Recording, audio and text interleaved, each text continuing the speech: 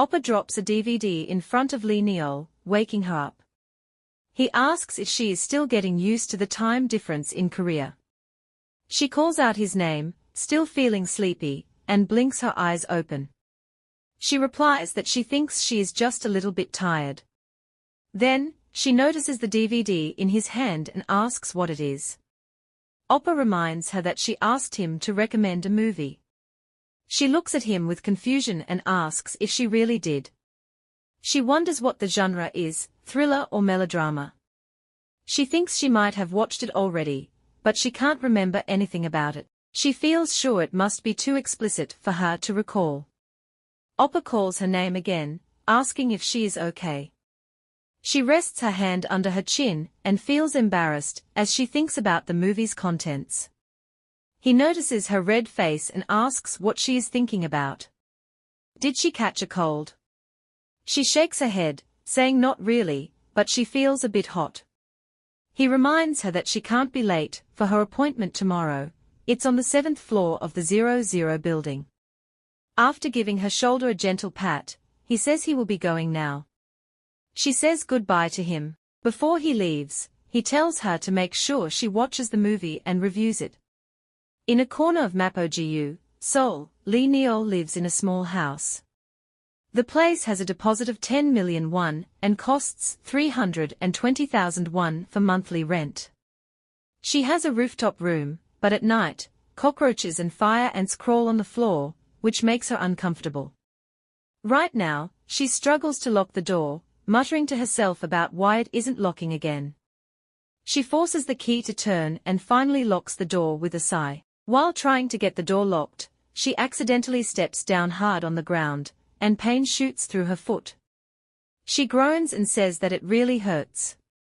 As she is standing there in pain, she notices an elderly woman walking toward her.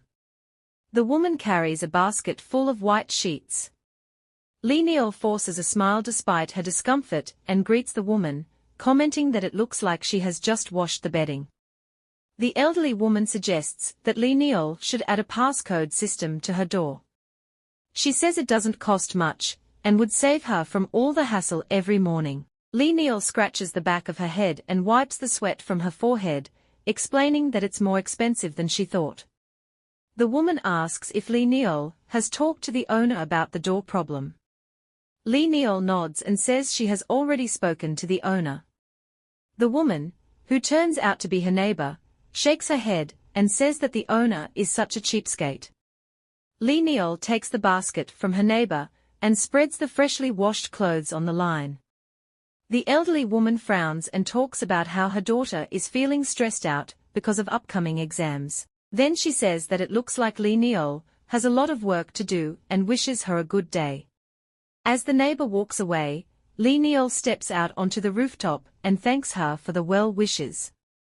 After that, Len Neal walks past a crowd of people and heads into a brown building.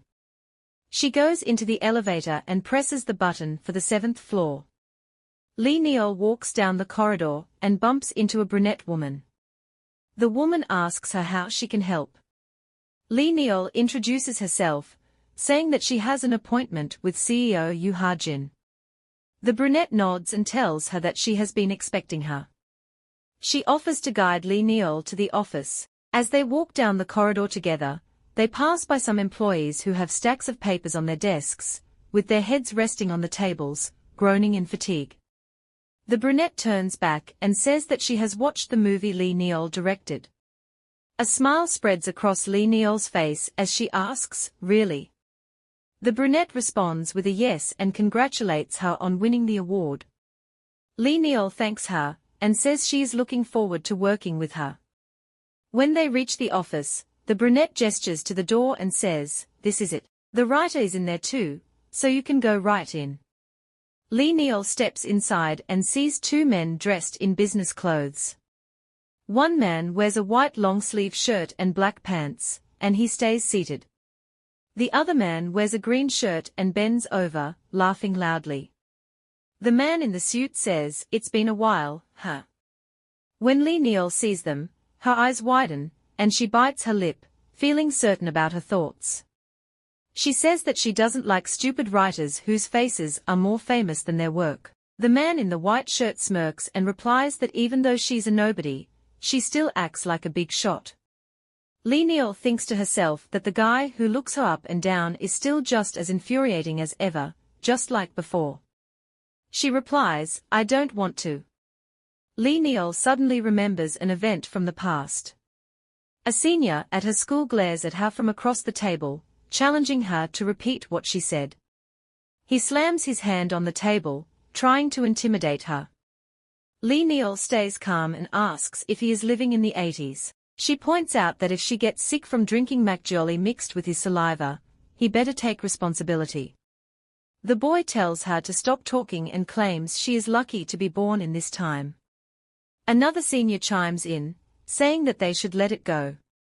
Frustrated, Len Neal grits her teeth, but a girl next to her stands up and loudly introduces herself, declaring her student number and asking the seniors to take care of her. The first senior laughs and comments on how freshmen should have some cute charm. Len Neal narrows her eyes at him, feeling annoyed. He then remarks on her glaring at him, and she keeps her glare steady. He asks if she is still doing it, and she laughs, explaining that this is just how her eyes look. He asks her to repeat herself, then stands up and calls her over. Other students begin to murmur about what they should do, questioning whether they should intervene. Just then, a pink bell rings as someone walks in, wearing black and white Converse shoes, a white undershirt, and a black suit jacket. He has black hair and brown eyes and walks in with a confident air. He walks into the restaurant, and his friends greet him excitedly, calling out his name, Jooheon. They ask him why he is so late. Len Neal thinks to herself that the looks in their eyes are really disgusting. One of his friends reminds him that the welcoming party has already been going for an hour. Len Neal quickly adds that the students he tutors were late. She feels a thick sweat forming as she sees him. Jooheon looks at her and asks who she is. He thinks she looks like a freshman. One of the seniors explains that she was being cute, so he had her take a seat to enjoy some light-hearted jokes with her seniors. Jooheon rests his chin on his hand and says she looks cute. Everyone in the restaurant goes quiet for a moment, and Len Neal feels her face flush with embarrassment. She insults the senior boys in her head and glares at them, wishing they would stop staring. As drinks clink together for a toast, the drinking continues, but Len Neal feels left out. No one talks to her or even sits next to her. She thinks about Jooheon, who is a third-year screenwriting major. The professor in charge of the event is Professor Jin Seo-rim, who directed a popular show called Gourmet Day 2 years ago. Jooheon tells the senior to leave her alone now, saying it looks like she is just staring at her seniors. Sunbae asks her for her name again, and then tells her she can leave now. She agrees, but another senior interrupts, telling her to show some gratitude to Jooheon and Sunbae. He warns her that men don't like it when girls act arrogantly and suggests that if she continues, she might have trouble getting married. Len Neal stays quiet, but stands up to leave, and everyone turns to stare at her, whispering among themselves. Sunbae asks her what she just said, and she forces a smile, saying it's disgusting to try to impress people like them. She adds that they probably have a lot of money, and that she'll just marry someone as handsome as Sunbae instead. Jooheon thinks about the word husband and then tells his friend that he's right, she is cute. Sunbae looks confused and asks what he means. Jooheon tells Sunbae to sit down for a moment, then turns to Len Neal and asks for her name. She looks surprised but finally tells him. He opens a bottle, saying he wants to know the name of his future wife. After she introduces herself, he pours a clear drink into a glass and repeats her name, saying it sounds pretty and cute. He hands her the drink, encouraging her to take a sip. She gets up, feeling annoyed, and throws the drink away. She tells everyone that they are in college to learn about film, not to have fun. Jooheon smirks and asks if that's really the case, saying they should be having fun too. Frustrated, she storms out of the restaurant. Outside, she sees her uncle waiting to drive her home. He notices that she's upset and helps her into the car, then starts driving. He asks her what happened. She sighs and tells him that she's leaving because she's so tired. Inside the car, she takes off her pantyhose, and her uncle notices and asks if something is wrong. She explains that they are ruined. She adds that she thinks her decision to come back was a mistake, but she will make it work somehow. She asks him to keep it a secret from her parents. He agrees and suggests they go in through the back door today, telling her not to worry because people tend to mess up during this time.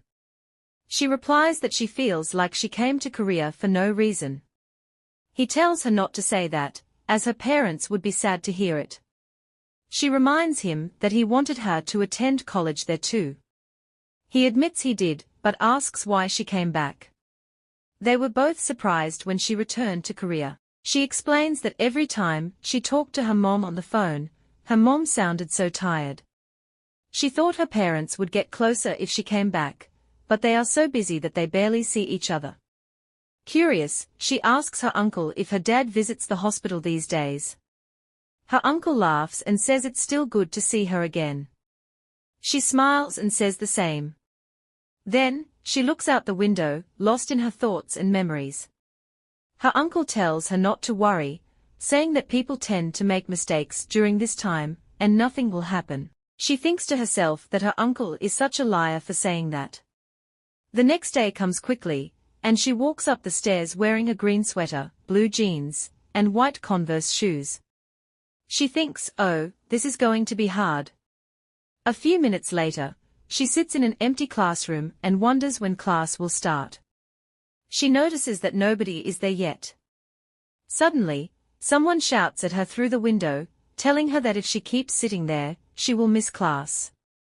She thinks to herself, what happened? What's going on? Then, she meets another student and asks if this is not the right classroom. The student scratches his brown hair, adjusts his glasses, and tells her that yes, this is the right classroom, but everyone has been informed about a change. He asks if the manager didn't call the first-year students to tell them about the temporary room change due to construction. She thinks to herself that she is also a first-year student, but no one informed her. She wonders if she's an outcast or something and thinks it's childish to try to bully her. By the time Len Neal reaches the door, she bends over in exhaustion and says, finally I'm here. I'm so late. Jooheon walks up behind her and tells her that she came early.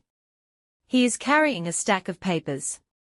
She quickly moves out of his way and says hello. He responds by saying she doesn't look happy to see him, and that she's looking at him like she wants to kill him. He adds that he thought she was rich, but she dressed up poorly. She replies that yes, she is rich, but so is he. She thinks to herself that even if she won't admit it, he is dressed really well. She remembers hearing the sound of a car earlier, and thinks about how she can't see what brand it is. She then asks him if that crappy car belongs to him. He smirks and says, do you know how many girls I have hung out with in that crappy car? She tells him she doesn't want to know, and reminds him to be careful of STDs.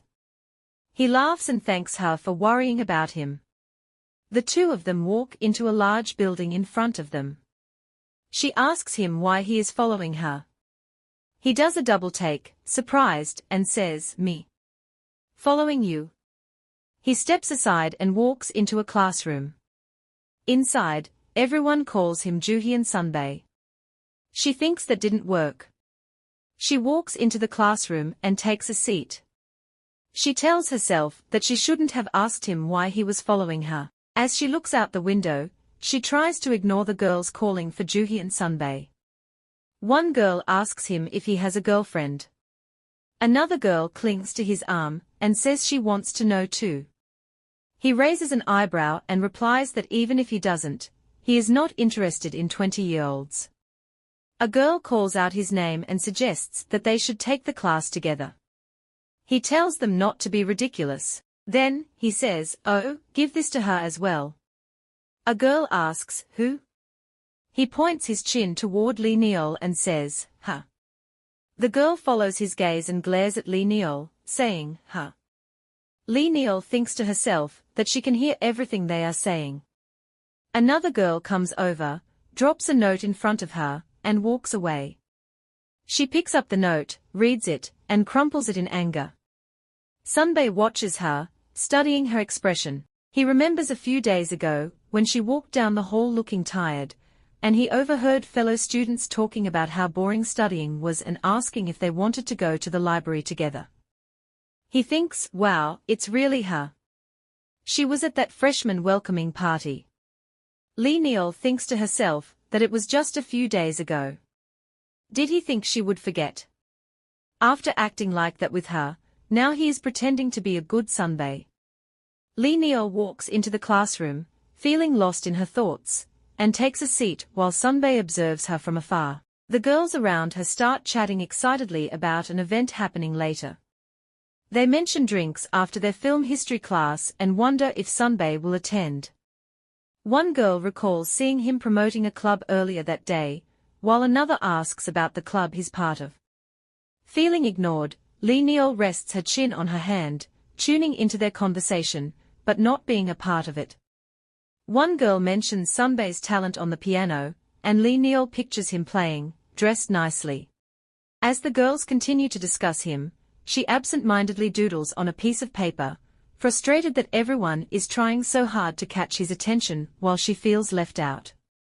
A group of girls stands together, chatting about where to eat.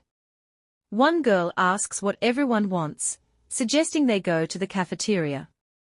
Another girl agrees, but a third girl wants to check if Jooheon Sunbae is around first.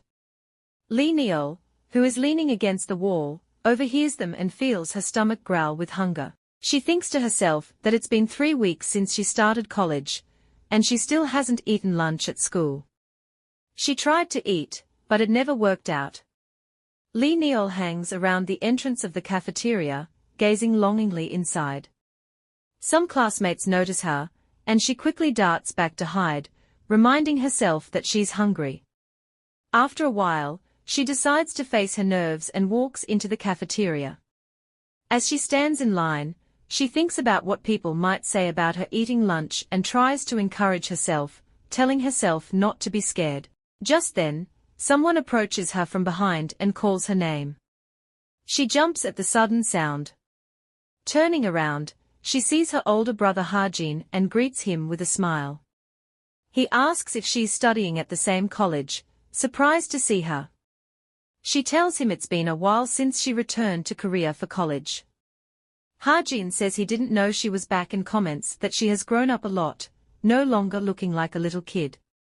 She smiles shyly and nods, joking that being 170 centimeters tall doesn't make her a little kid anymore. He suggests they go get some food together since it's been a long time since they last saw each other.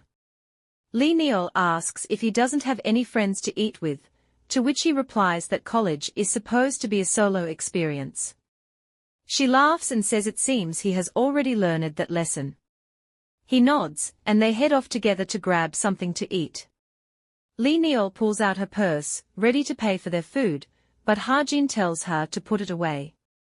He insists on buying it for her, and she protests, saying she has money. He replies that it's common for seniors to treat first-year students, and she reluctantly agrees after he tells her to just let it go. Haene pays the cashier, who hands them 2 cafeteria coupons. As they walk away, Haene asks which department she's in. Neal tells him she's studying film and theater. He looks surprised and points out that he didn't see her at the freshman welcome party. She goes pale and realizes he's from her department too. He pretends to be hurt, acting as if she's disapproving of him. Neal quickly clarifies that it's not about him, but she thinks it might be awkward for them to eat together. He raises an eyebrow, curious about her discomfort, and then mentions that he heard something about a crazy freshman proposing to Jooheon at the party. She gasps, questioning who would do something like that, only to remember her own embarrassing moment. Haene laughs, realizing she is the one who did it, finding the whole situation hilarious. Len Neal weakly insists that it wasn't like that. Haejin reminds her that she used to say she would marry him when they were kids. She looks at him in disbelief, calling his name and asking if he's out of his mind. When did I say that? It's not at all what you just said. Haejin gives her a relaxed smile and says he understands. No wonder she thought it was a bad idea to eat together. She feels her face turn red and hides behind her hands, letting out a loud sigh. She admits that her classmates have been avoiding her ever since that day. Haejin looks a bit nervous, but suggests they should just focus on eating for now. Neal mumbles an okay, and they start to eat. After a while, she tells him that he is still the same. Haejin asks what she means, and she explains that even though it has been so long since they last saw each other, he feels comfortable, like they just met yesterday. He smiles at her and says he gets it, then tells her to eat up. She smiles back, feeling happy. For the first time since starting college, her lunch tastes surprisingly sweet. In a nearby cafe, Haejin and Len Neal sit at a table, talking and enjoying their time together. Neal tells him that she ate well, and that it finally feels like she's experiencing college life. She then asks Haejin if he is close to Jooheon. He looks confused and asks who she means.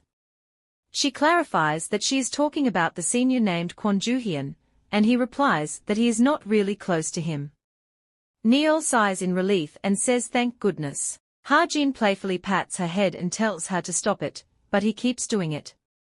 He mentions that the more he sees her, the more she looks like her younger self, asking how it is possible for someone to only grow taller.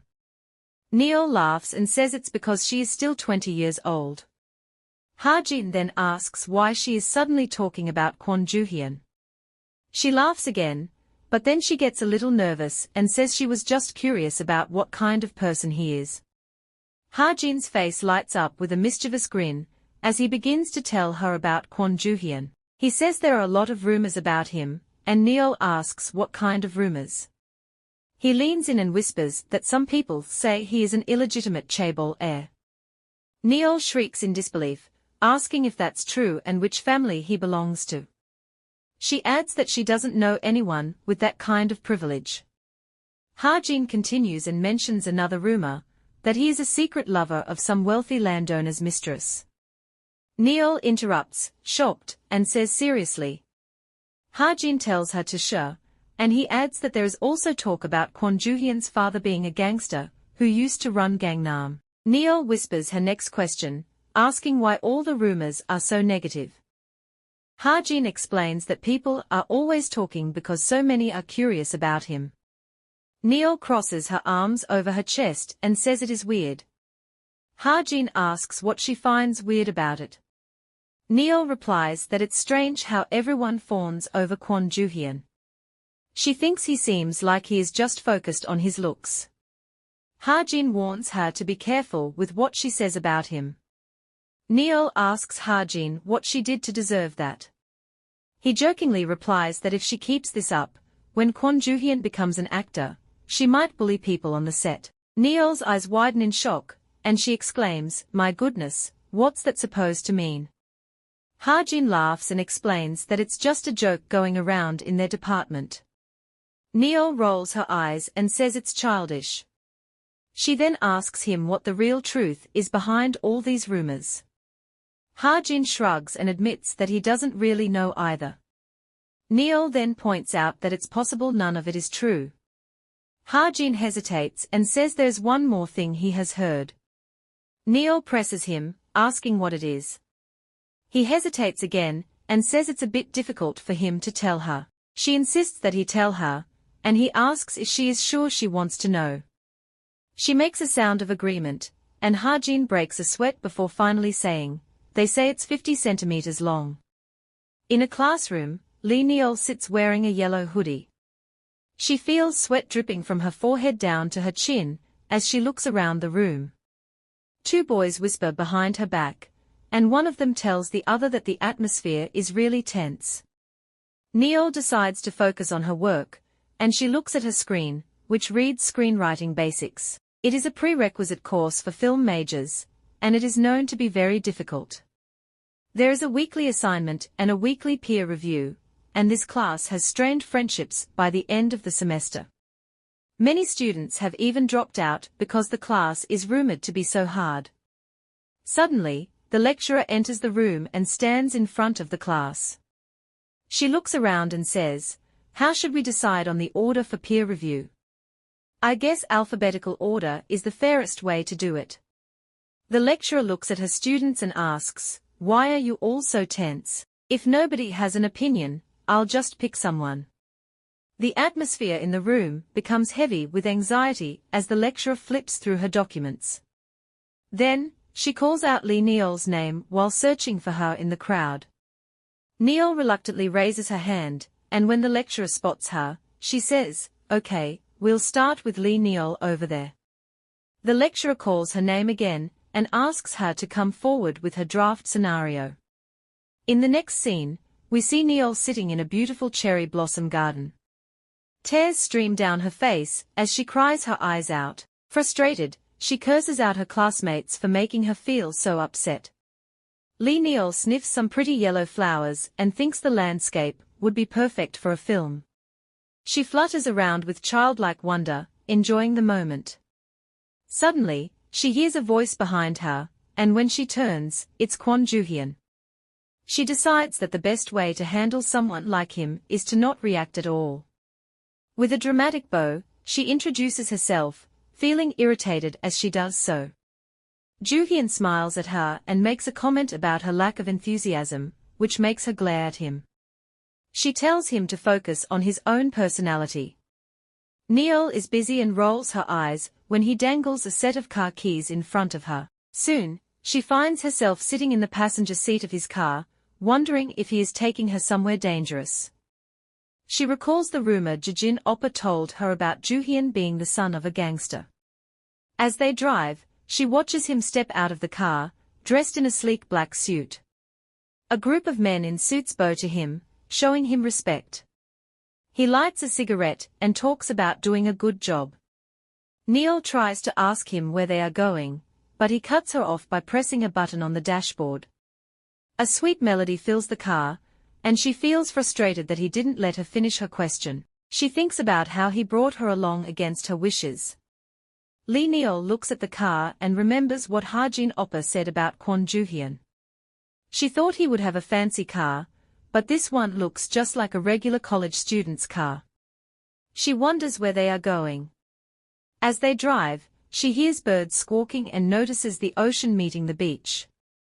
Her eyes widen in surprise when she realizes they are at the beach. Jooheon tells her to get out, and she starts to sweat, confused about why they are here. He tells her not to worry and to get out before she gets too stiff from sitting. He unfastens his seatbelt and steps out of the car, and she follows him. They walk together, but she struggles to keep up with his long strides. It feels strange to her, as if they have some special relationship. Jooheon calls out for her to sit down because she is distracting him. She does as he says and sits down on the sand. Jooheon notices her expression and tells her not to make that face. He admits he regretted it as soon as she got in the car. She asks him why he drove all the way to the beach if he was just going to regret it. He shrugs and jokingly says maybe he couldn't just let a woman cry. She rolls her eyes, thinking that the Jooheon she knows wouldn't care about a random woman crying. She realizes he means a woman specifically. After thinking for a moment, she tells him he seems to mess around in his car a lot. He agrees but says she is no help when it comes to that. She laughs and tells him that besides his looks, he has nothing else going for him. In her mind, she thinks his personality is lacking in many ways. Jooheon smirks and says that's the most important quality anyway. She asks him important for what, and he replies, to become her husband. Jooheon looks at her and says he means to become her husband. Their eyes meet, and Len Neal suddenly remembers how she scolded him before, feeling guilty about it. She quickly looks away and thinks about how someone who wanted to make her a trophy wife would never be taken seriously. She gets angry and asks him if he's saying that to her. She tells him she won't accept it. Jooheon laughs and clarifies that he's not talking about being a son-in-law, but rather a live-in son-in-law, thinking to himself that those are two different things. She complains that thanks to him, she feels ignored. Just then, Jooheon mockingly says, "Serves you right." Her eyes widen in surprise, and he adds that he was already going to say that anyway. She responds with a simple okay. Then he tells her that he likes how she looks when she's all shriveled up alone in the lecture hall. She rolls her eyes and says she gets it. He continues, saying that class is always tough, so she shouldn't cry in class again next week. Len Neal just looks at him in silence. He adds, "Because when you cry, it's so loud that people can hear it all the way from the second floor." She thinks to herself about how he seems to know everything about why she was crying. She recalls hearing about the second floor of the College of Arts building, where there's a workshop used for movies. She wonders if that's how he heard her. Feeling curious, she picks up a handful of sand and lets it fall to the ground, realizing he probably came running down to complain about the noise she was making. She wonders if he really would go so far as to bring her to the beach just for noise complaints. She asks if he was in the same situation as her in that class. Jooheon laughs and says, "No way." She rolls her eyes, calling him full of himself, and asks how it was for him. He smirks and asks what's in it for him. She shakes her head, saying she doesn't care anymore. Jooheon shrugs and says he thinks it was about an ordinary romance. She quickly replies that she's not a big fan of romance. He asks why not, and she answers, "It's just ridiculous, isn't it?" He nods and says it seems silly for people to cry and fuss like the world is ending just because of love. Len Neal thinks about how romance might be the only thing some people have in their lives. She holds her hands together, lost in thoughts of love, and tells Jooheon that he doesn't really seem like the romantic type. He smirks, saying that it's usually the people who get all lovesick who can't keep it together when they start dating. She quickly disagrees, insisting that's not true. He shrugs, saying he's willing to listen if she wants to share the plot of her story. Rolling her eyes, she asks why she should tell him anything. He replies that he wants to avoid the drama of her crying in class next week. After a deep breath, she reluctantly agrees to summarize her story, revealing it's set 2,500 years ago. Jooheon raises his eyebrows, impressed by her choice of setting. She crosses her arms and explains that her story revolves around a friend's last day amid a disaster, highlighting how ugly human behavior can get. She points out that this kind of content fits him perfectly since he embodies the idea of a disaster. He chuckles, asking if romance isn't essential in disaster movies. As she thinks about the end of the world in her story, she shakes her head, expressing that when everything is falling apart, love declarations feel pointless. Curiously, she questions if someone like him could write a romance. With the beach as a backdrop, she mentions it feels like a tsunami is about to hit. Jooheon leans in closer, making her feel uneasy. Suddenly, she remembers a scene she wrote and exclaims in surprise. Before she can react, he grabs her hand and playfully pushes her down, standing over her. He explains that in his story, the male lead goes to the sea to save a woman who attempts suicide after being betrayed by her lover. Jooheon explains that the male character in his story goes to the sea to save a woman who is trying to take her own life because she was betrayed by her lover. From her spot on the floor, Len Neal looks up, surprised. Jooheon continues, describing how the protagonist grabs onto the woman, who says, "Who would love someone like me?" He locks eyes with her, just like now, and then adds that the woman always speaks that way, making him look like an idiot for chasing after her all his life. Len Neal rolls her eyes, calling it a cliché story and jokingly asks if they could possibly be step-siblings too. Jooheon laughs and asks, "Siblings?" She can't help but curse at him for even suggesting it. She pushes him away, annoyed. He responds, saying he doesn't want a sister like her, and she retorts that she also dislikes guys like him. She goes on to say that he seems corrupted, which makes his eyes widen in shock. He playfully says she still believes in Prince Charming, calling her a child, to which she responds sarcastically. He calls her princess, earning a nasty look from her. She declares she's going home, and he says he brought her here because he saw her crying and thought it would be fun. Len Neal thinks to herself about how he thought it would be fun, but it's not for her. She feels like she's just entertainment to him, yet strangely, her heart aches because he brought her to the beach. She questions him, asking why he's staring at her, and he replies that it's nothing. He then suggests they should start heading back now. Len Neal wonders if he should give her a ride or if she prefers crawling back to school.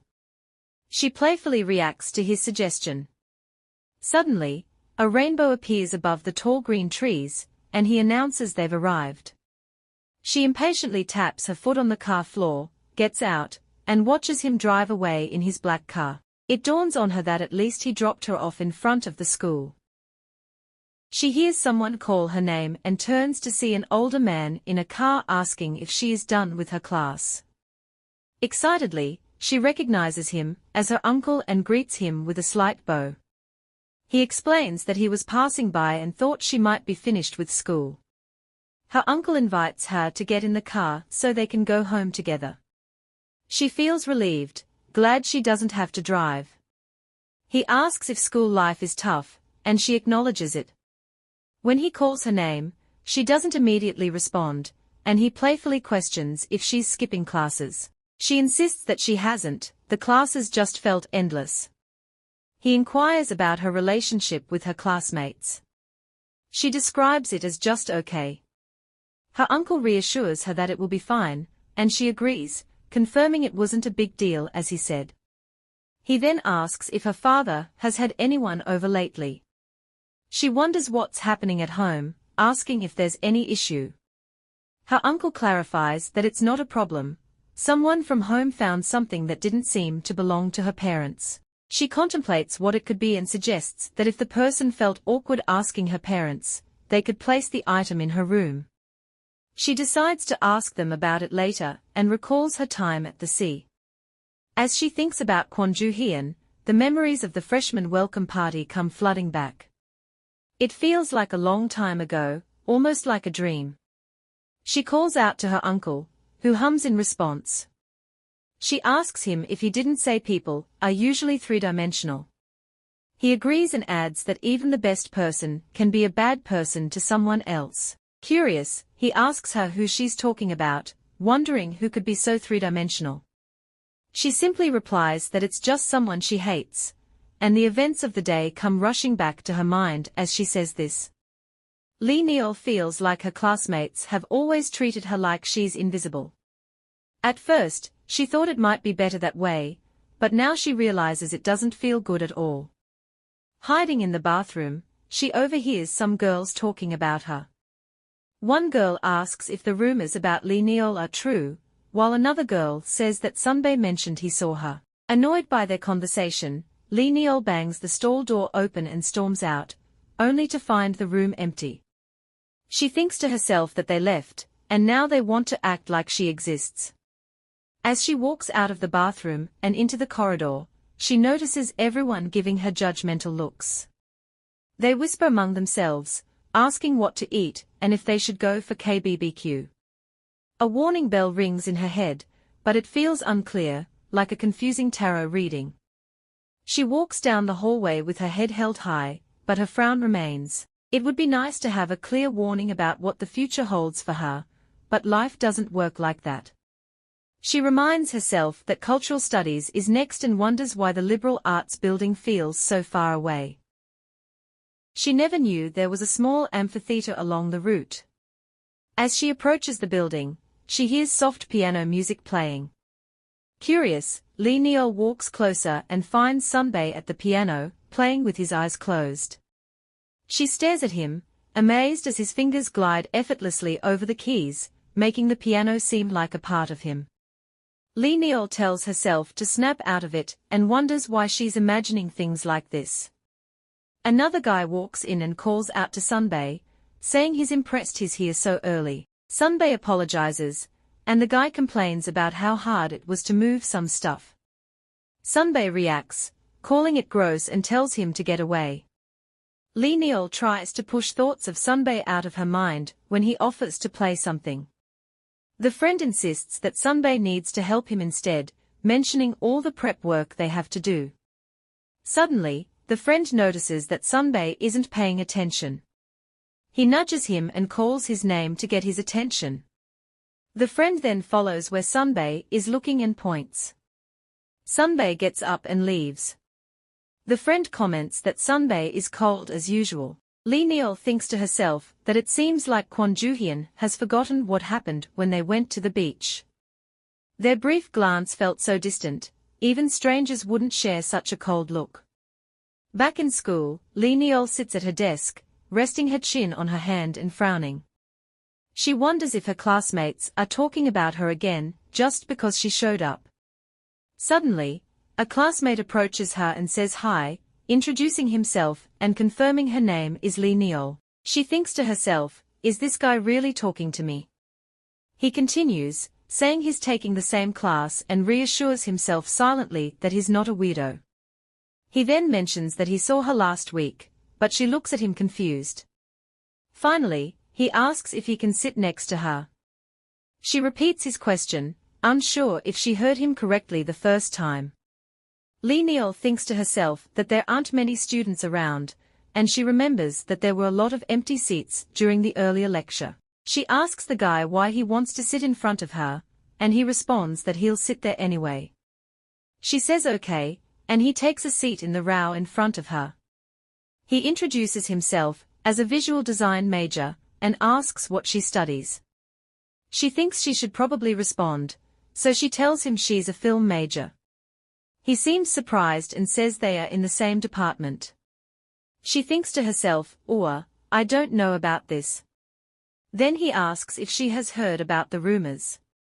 Len Neal is curious, but doesn't say anything. The guy points out a girl sitting a bit away, dressed in dark clothes with dark cropped hair. He comments that she looks kind of gloomy and mentions how she always wears dark clothes and has a serious expression. He wonders if she seems a little weird to Len Neal. She thinks to herself, what is happening right now? The guy comments about the dark-haired girl, saying she seems a bit gloomy and laughs. Len Neal just shrugs, unsure what to think. Suddenly, he stands up and leaves the classroom for a moment. While he's gone, the dark-haired girl calls out to Len Neal. Surprised, Len Neal points to herself, wondering if she's the one being addressed.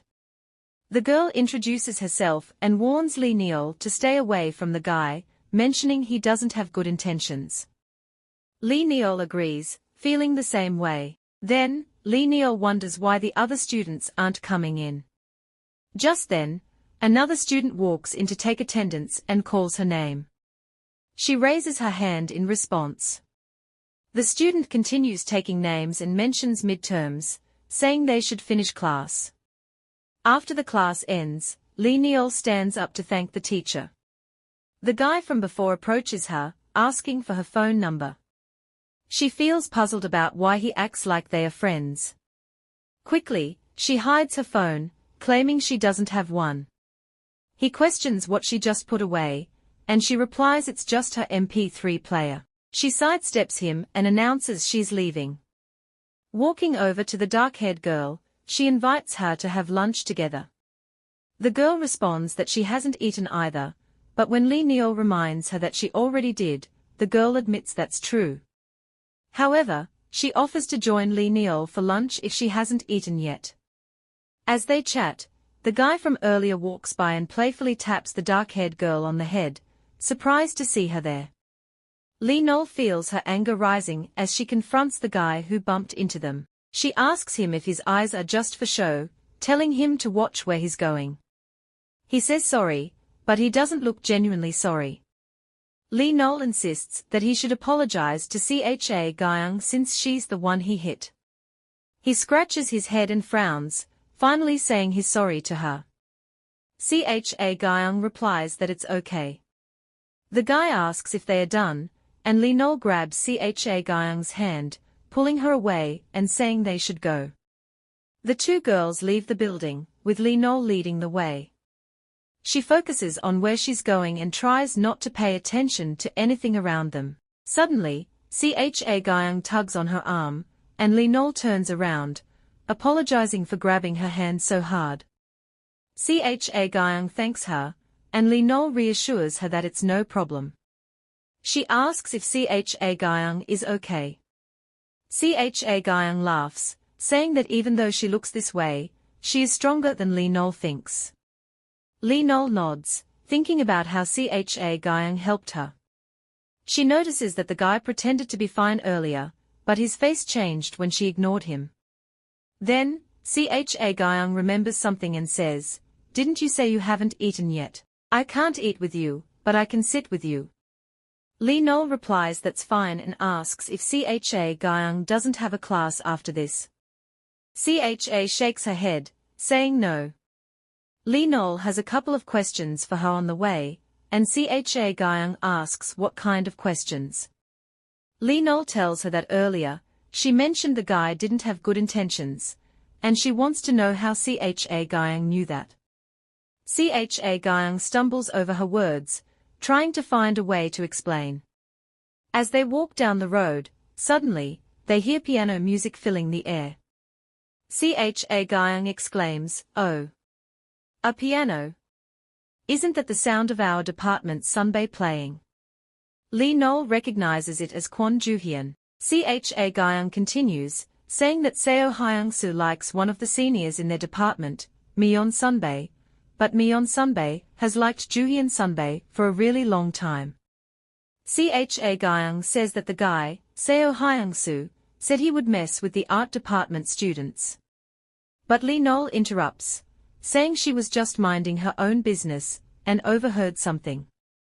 Cha then mentions that it seems like he's bothering the students in the art department, and she warns Len Neal not to get dragged into this.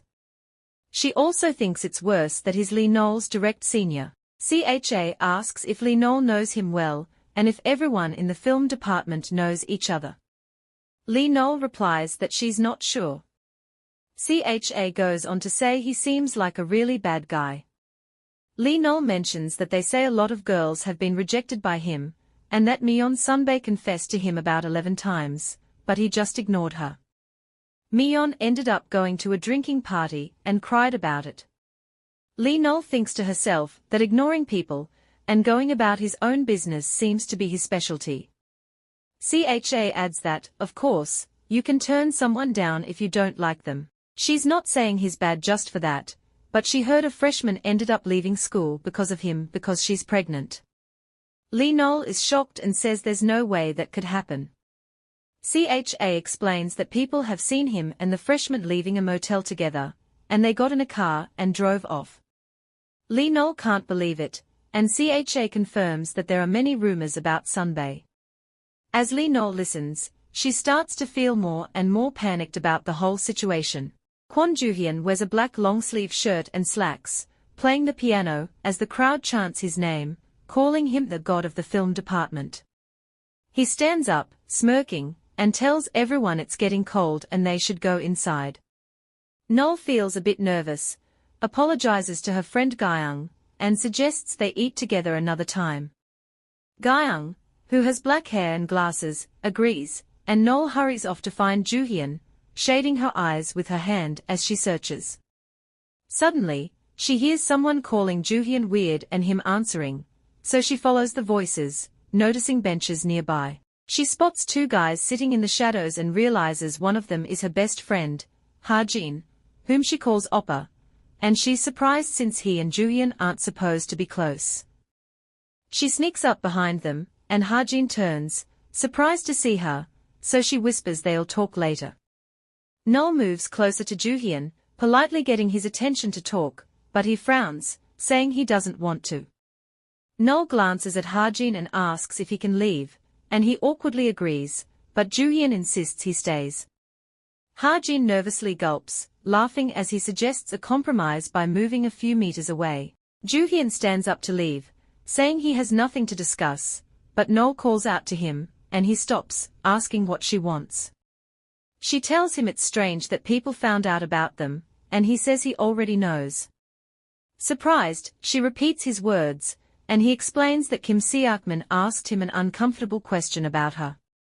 No-eul's face goes pale, and without thinking, she slaps Jooheon. She insults him, calling him names. Haejin, her best friend she calls Oppa, hurries over, shocked, and calls her name, but she ignores him and throws one last insult at Jooheon, saying trash like him can't even be recycled. She turns and storms off, with Haejin rushing to catch up, asking if she's okay. She snaps back, saying no, she's not okay. She reminds Haejin that he once told her he wasn't close with Jooheon, and he tries to brush it off, but she's fuming.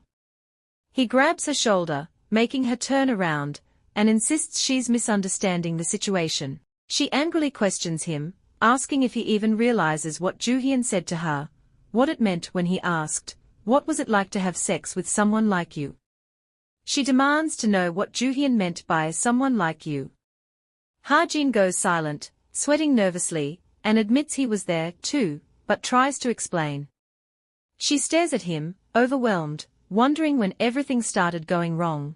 Was it the first day of school? The moment she met Jooheon? Or maybe when she refused to go to the freshman orientation party? Haejin calls her name, trying to get her attention, and finally blurts out that Kim Seokmin, the guy who spread the rumors, was hospitalized. She turns around in shock, asking what he's talking about, and he explains that Seokmin got into a fight with Jooheon. Jooheon apparently called his mom, and everything was settled. Haejin's mom, known as a top attorney and the president of a prestigious law firm, took care of it. No-eul demands to know more, saying she has the right to since she's the victim in all this. Haejin, clearly frustrated, tells her that if Seokmin had stopped at asking about her in that crude way, things wouldn't have spiraled out of control. But Jooheon lost it and rushed at Seokmin, beating him up even though he's never been the type to get violent. No-eul imagines the scene, horrified, and asks if Jooheon really did that. She looks down, feeling betrayed and confused, as Haejin softly calls her name. She turns to him, hurt, and quietly asks why Jooheon never told her any of this. Haejin throws his arm around No-eul's shoulders and tells her Kwon Jooheon isn't really a bad guy. He says people just misunderstand Jooheon's actions, making him seem worse than he actually is, and jokes that he's glad he wasn't born as handsome as Jooheon.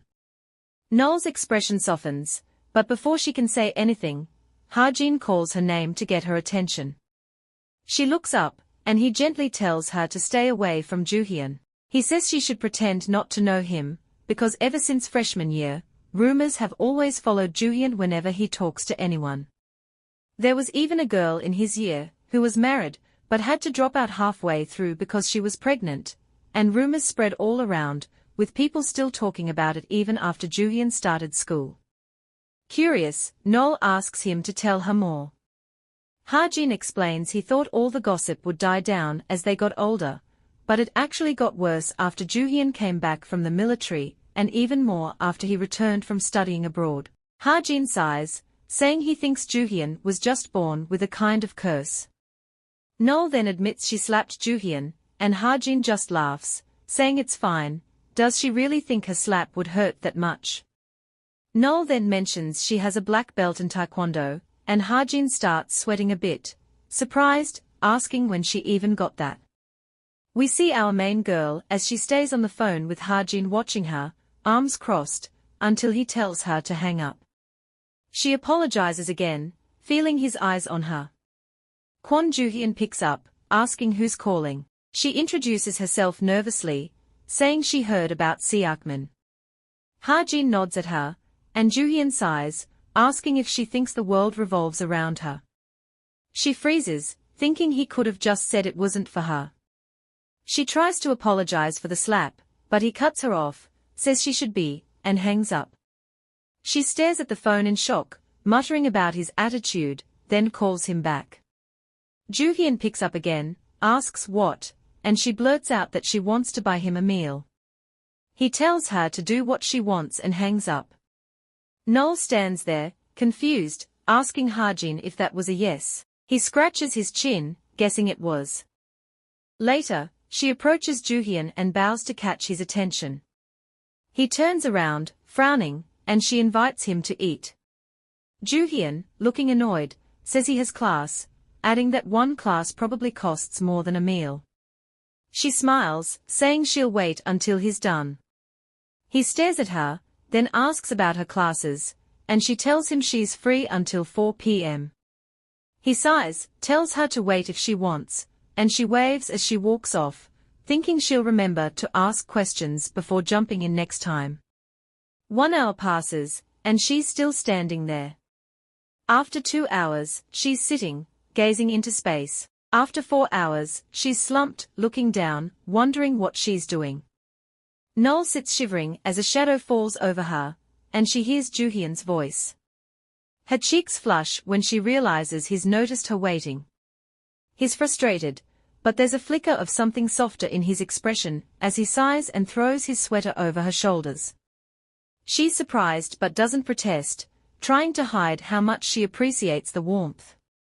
He asks her what she wants to eat, but her mind's still reeling from the unexpected gesture. When she stammers that she doesn't care, he warns he'll leave if she can't decide, making her scramble to suggest a restaurant nearby.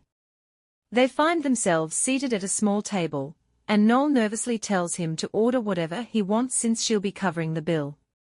Jooheon raises an eyebrow, clearly amused. Her patience frays when he keeps addressing her casually, and she can't help but snap, saying she's not some dog. His smirk only widens as he replies, teasingly, that dogs are at least cute. Frustrated, she insists again that she'll pay, only to realize her wallet isn't with her. She feels a pang of embarrassment as she fumbles, claiming she must have left it somewhere else. Jooheon shakes his head, calling her out, but assures her he wasn't planning on letting her pay anyway. As she sits there flustered, Jooheon leans in, catching her off guard with a serious expression. He asks if she even knows what it means for a guy to be freeloading off her. She looks blank, admitting she doesn't, and he tells her that it means he'd be using her. She stares, processing his words, as an odd tension settles between them. No-eul looks at Jooheon, hesitant but curious, and asks what it means when a guy buys a girl food. Jooheon smirks and tells her it means he's interested in her. She blushes, admitting that, for some reason, she feels like if she eats this meal, he'll somehow eat her up. Jooheon laughs, brushing it off, saying he's just her sunbae, not some regular guy, especially not to Miss I forgot my wallet. Trying to distract herself, she picks up the menu and orders palbachi, explaining it's one of her favorites. Jooheon raises an eyebrow, and asks if she actually wanted to come to a Korean Chinese restaurant since he wouldn't usually imagine her eating here. She nervously admits she was just trying to pick quickly to avoid him leaving. She almost considers telling him why she really chose it but shrugs instead, saying she really does like palbachi, and insists he order anything he wants. There's a shift in his expression, a moment of silence that makes her tense up, sensing the change. Feeling a little awkward, she apologizes, though she's not exactly sure why. Jooheon taps his finger on the table and tells her there's no need to say sorry. He then leans forward slightly and asks, with an unsettling curiosity, what she'd be like in bed. The question lingers in her mind, wondering if he truly thinks that way about her. Why bring it up now, especially after causing a fight over something similar? She calls his name firmly, her hands clenched, but he just clasps his hands together, elbows on the table, and rests his head in his hand, saying there's no reason for her to apologize, buy him lunch, or even talk to him. His words hit hard, and he suggests she leave if she's not planning to eat, then gets up and starts walking out. She quickly follows him, calling after him, but he keeps walking down the stairs as if he hasn't heard. She calls his name louder, and he finally stops, making her bump into him. He turns around with a bored expression and asks if he needs to say it again, she shouldn't talk to him. She asks if he hates her that much. He replies with a simple yeah, looking irritated. She blushes, pressing for why he feels that way. He tells her it's because she's naive, saying he can't stand people who see the world through rose-colored glasses. Then, without waiting for her response, he turns to leave, saying since they are done here, he's going. Annoyed, she mutters that she wasn't planning on talking to him again anyway. After a pause, she chases him down once more, calling out that she doesn't like people like him either. She mentions how he makes everyone greet him formally and never uses their names. He stops, looks back at her, and for the first time, calls her name, No-eul. Then he steps closer, asking if she likes him. She quickly retorts, saying there's no way she'd like someone like him, but her face heats up as she notices how close they are standing. He smirks, saying, "Good, then we mutually hate each other." She keeps following him because she has something to say. He turns around, still walking, and tells her he doesn't want to hear it, so she should go away. He clicks his tongue, saying she's acting like a baby duck, trailing behind him. Offended, she gasps and yells at him, thinking to herself that first, she's naive, then she's wearing rose-colored glasses, and now she's a baby duck. Fine, let him think what he wants. Later that day, she knocks on a door, and it opens to reveal Sunbae. She awkwardly tells him she's there to return his sweater and trails off. She hands him the folded sweater and says after thinking it over, she realized he was somewhat right. He looks at her, confused, and asks what she means. She explains that he said her life was like a bed of flowers, but her life isn't as easy as he thinks. He steps aside, motioning for her to come inside. The room looks like a lounge. There are tables and chairs scattered around, a fridge, a water dispenser, a speaker, and a table full of spices pushed to one side. She walks further into the room, telling him that she was sent abroad to study when all she knew were the words hello and goodbye. Even though she went because she wanted to, she couldn't sleep more than 3 hours a night until she became fluent in the language. She admits she didn't accomplish much during her time abroad, so she took the college entrance exam properly, went through an interview, and was accepted. Her fingers lightly touch the keys of a keyboard nearby. She continues, saying that she knows life isn't fair to everyone, but does she really deserve to hear her life is like a box of chocolates, or that she wears rose-colored glasses? A heavy silence fills the room. The sunset outside casts a warm glow, and the curtains flutter with the breeze. The silence stretches on until he finally asks if she's heard anything from Haene. She freezes and bites her cheek, and he slams his hand down on the table, accusing her of knowing something. She answers shakily, but gets cut off before she can finish, and he tells her to continue. She says she heard a rumor that he's the illegitimate son of a chaebol family. His expression freezes, and he's left speechless, starting to sweat as he asks, "What?" She continues, speaking innocently, saying his dad was a gangster who used to run the Gangnam area. He quickly retorts, asking how his dead father could have been in a gang. Her fingers twitch as she realizes, oh, his father passed away. He asks what else she knows, and she hesitates before replying, That's all. He glares at her and leans in, saying she must know more than she's letting on. She asks why he's suddenly so interested, and he asks her why she thinks that. She steps back, unsure how she could possibly know anything, and mutters, "His thing is 50 centimeters long." He turns pale at her words. He sighs and closes his eyes. "No-eul," he says, "since that bastard Haene won't tell you, I will." She says, "Okay." He continues bluntly, asking why it matters to her whether he hates her or not, suggesting she could just ignore him. She shakes her head, saying it's not that simple. He pinches the bridge of his nose and says, "Okay, fine, how about this? I'll get everyone involved and make them apologize." She trails off, saying it's not that, but she doesn't know how to explain. She adds that about what he said before, he was right about some things. He bothers her a little bit, but it's not because she likes him. It's because he's the type of person everyone is drawn to, and that's why it's impossible to ignore him. She asks him not to interrogate her anymore since she's not sure what's going on either. He stares at her blankly, sighs, and rubs his hair, saying there are a lot of people who hate him, so she should try her best to hate him too. She argues that it's not something she can control. He tells her that girls like her always act this way when they fall in love. She insists she's really not in love with him and asks if he's not a little weird for thinking about what a girl he hates is like in bed.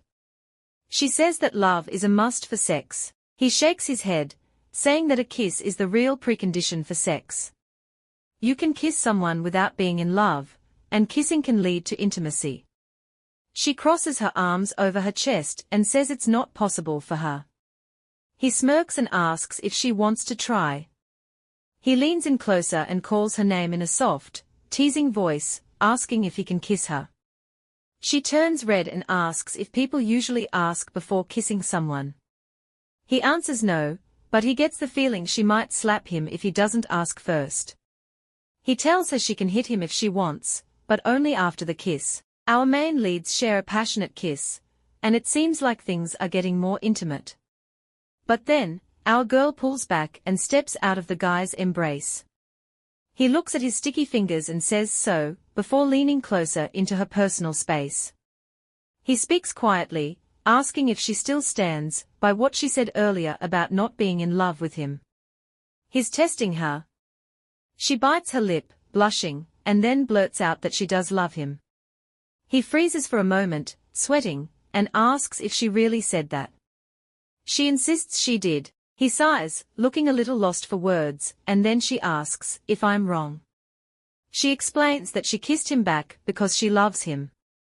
He gets quiet for a second, scratching his head, and then he mentions that he'd rather be with a mutt than her. She's confused and asks why he'd bring that up now. He smiles and says, so I can take it back. He tells her she's a little cute, and she blushes at the compliment. But then, he adds, let me make one thing clear. I don't know if what I feel is hate. She clenches her hands at her sides, asking, what's that supposed to mean? He answers, I'm turning you down. He walks out of the room, calling over his shoulder for her to shut the door when she leaves.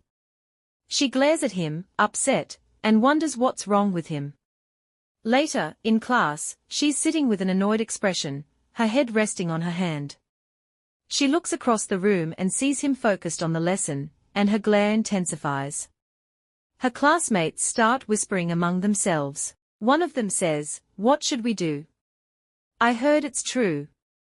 Another asks, what's going on? The first one explains, she confessed to Jooheon Sunbae, but he said he can't date her. His sponsor will drop him if he gets into a relationship. She rolls her eyes and thinks to herself, who would actually believe that? They bump into each other, and he raises an eyebrow, asking her if she can watch where she's going. She thinks as he walks past her, feeling like he heard everything. Later, she sits in class, muttering to herself, unaware of him standing nearby. She wonders why he lied, and he thinks about the rumors surrounding him. He interrupts her, asking why she thinks it's a lie, and she startles when she notices him, calling out his name. He tells her class is over and asks why she's still there. She says she knows and trails off, and he asks if someone who knew would be staring into space like that, noticing her book is still open. She quickly shuts it, saying there's just a lot to do for the class. He calls her name, and she answers, yes. He says he has some old reference materials. They walk out of the classroom together, with him leading the way. She calls out to him, getting his attention. She asks what all the papers are, and he says they are old notes. She asks if it's really in there, and he replies, do you think I'd lie to you? She thinks to herself that he probably would. He takes off his shirt, saying the notes will probably be closer to the bottom, and that they are organized by year. She shrieks, asking what he's doing. He tells her to calm down and keep looking while he washes up. She kneels down, thinking, who just takes off their clothes like that? Doesn't he care at all? She silently sifts through the notes and finally finds a grey-covered book with silver edges. She says she found it, noting the notes are from his freshman year. She calls his name and says she's going to leave since she found the notes, but asks if she can take the other class materials too, promising to return them after using them for reference. She calls his name as she opens the door, but before she can step inside, he pulls her in and they both fall to the floor in a heap. She rubs her head and says, "Ouch," while glaring at him. He asks her if she did that on purpose, and she quickly denies it, saying she didn't, and he should let her go. He says he doesn't want to. She warns him to be careful, but he tightens his grip and pulls her closer. They both blush when he gets aroused, and he asks her if she wants to wash up too. She's about to say something, but then she kisses him. The kiss is short, and he pulls away.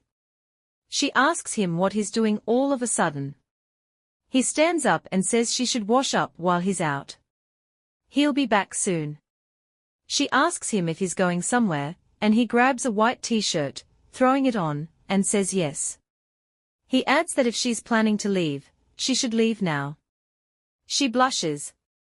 While she undresses and showers, she thinks about everything that's happened. He once asked her why she thought it was a lie, and she realizes there's always a small chance that it might not be. All the warmth, the laughter, everything he's shown her, it's just one side of him. After she finishes in the shower, she steps out of the bathroom holding a black shirt to herself before putting it on. She keeps thinking to herself, but then she walks into Sunbae in the hallway. He glares at her, irritated, and asks why she didn't leave. She steps closer to him and says it's because of him. She throws her arms over his shoulders and says she wants to try believing him.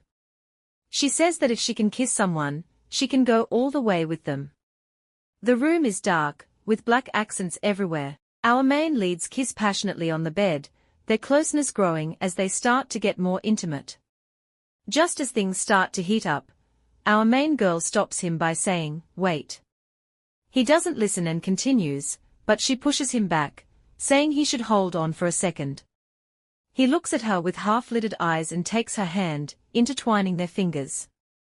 He asks if she's having second thoughts, then uses her hand to pin her down. He tells her that if she doesn't want it, she needs to say so now because he'll send her home immediately. She blushes at his words, and after a long pause, she finally tells him to keep going. She looks away, a tense expression on her face, and says she's not having second thoughts. She says she does want it, and softly adds, "Please, Sunbae." Sunbae smirks at her request and leans down to kiss her. The next morning, they wake up in bed together. Our main girl wakes up first and notices marks on her body. She turns to Sunbae and sees the same marks on him. She sees that he is awake and calls his name. He responds with a simple "yeah." Then he pulls her closer to him, and she tells him to sleep tight. He says, "Okay," and she rests her head on his chest, closing her eyes to fall asleep. As she drifts off, she thinks to herself that it's impossible to deny it now. This feels like love. The birds are chirping as the morning sun shines down on a brown bungalow. Inside, our main girl is cooking breakfast for Len Neal. He puts fried eggs on top of a bowl of rice, and she looks at it, surprised. He tells her to eat. She asks if he can cook, and he says it's just enough to get by. She lifts a spoonful of rice to her eyes, inspecting it. She compliments the food, saying it smells good. He asks if she has class today. She remembers and nods. He tells her to hurry up and eat. She thanks him for cooking, but then trails off when pain hits her lower back. She screams in pain, clutching it and shedding a tear.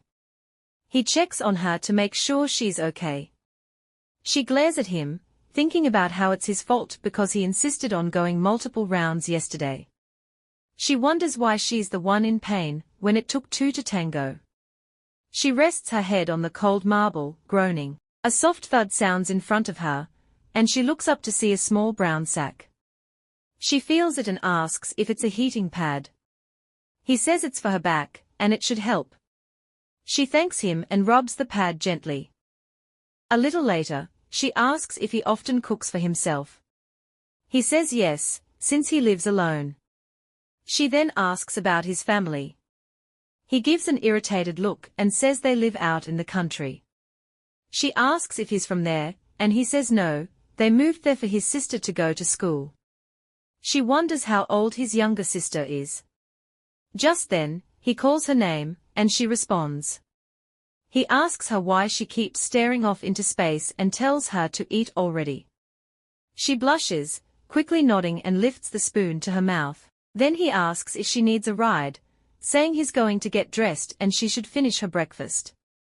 She says okay, but then she hears a lot of noise coming from the house and frowns. She wonders if he wasn't supposed to be changing, so why is there all this noise? She turns quickly and calls out his name. He comes into the room holding her underwear in his hands.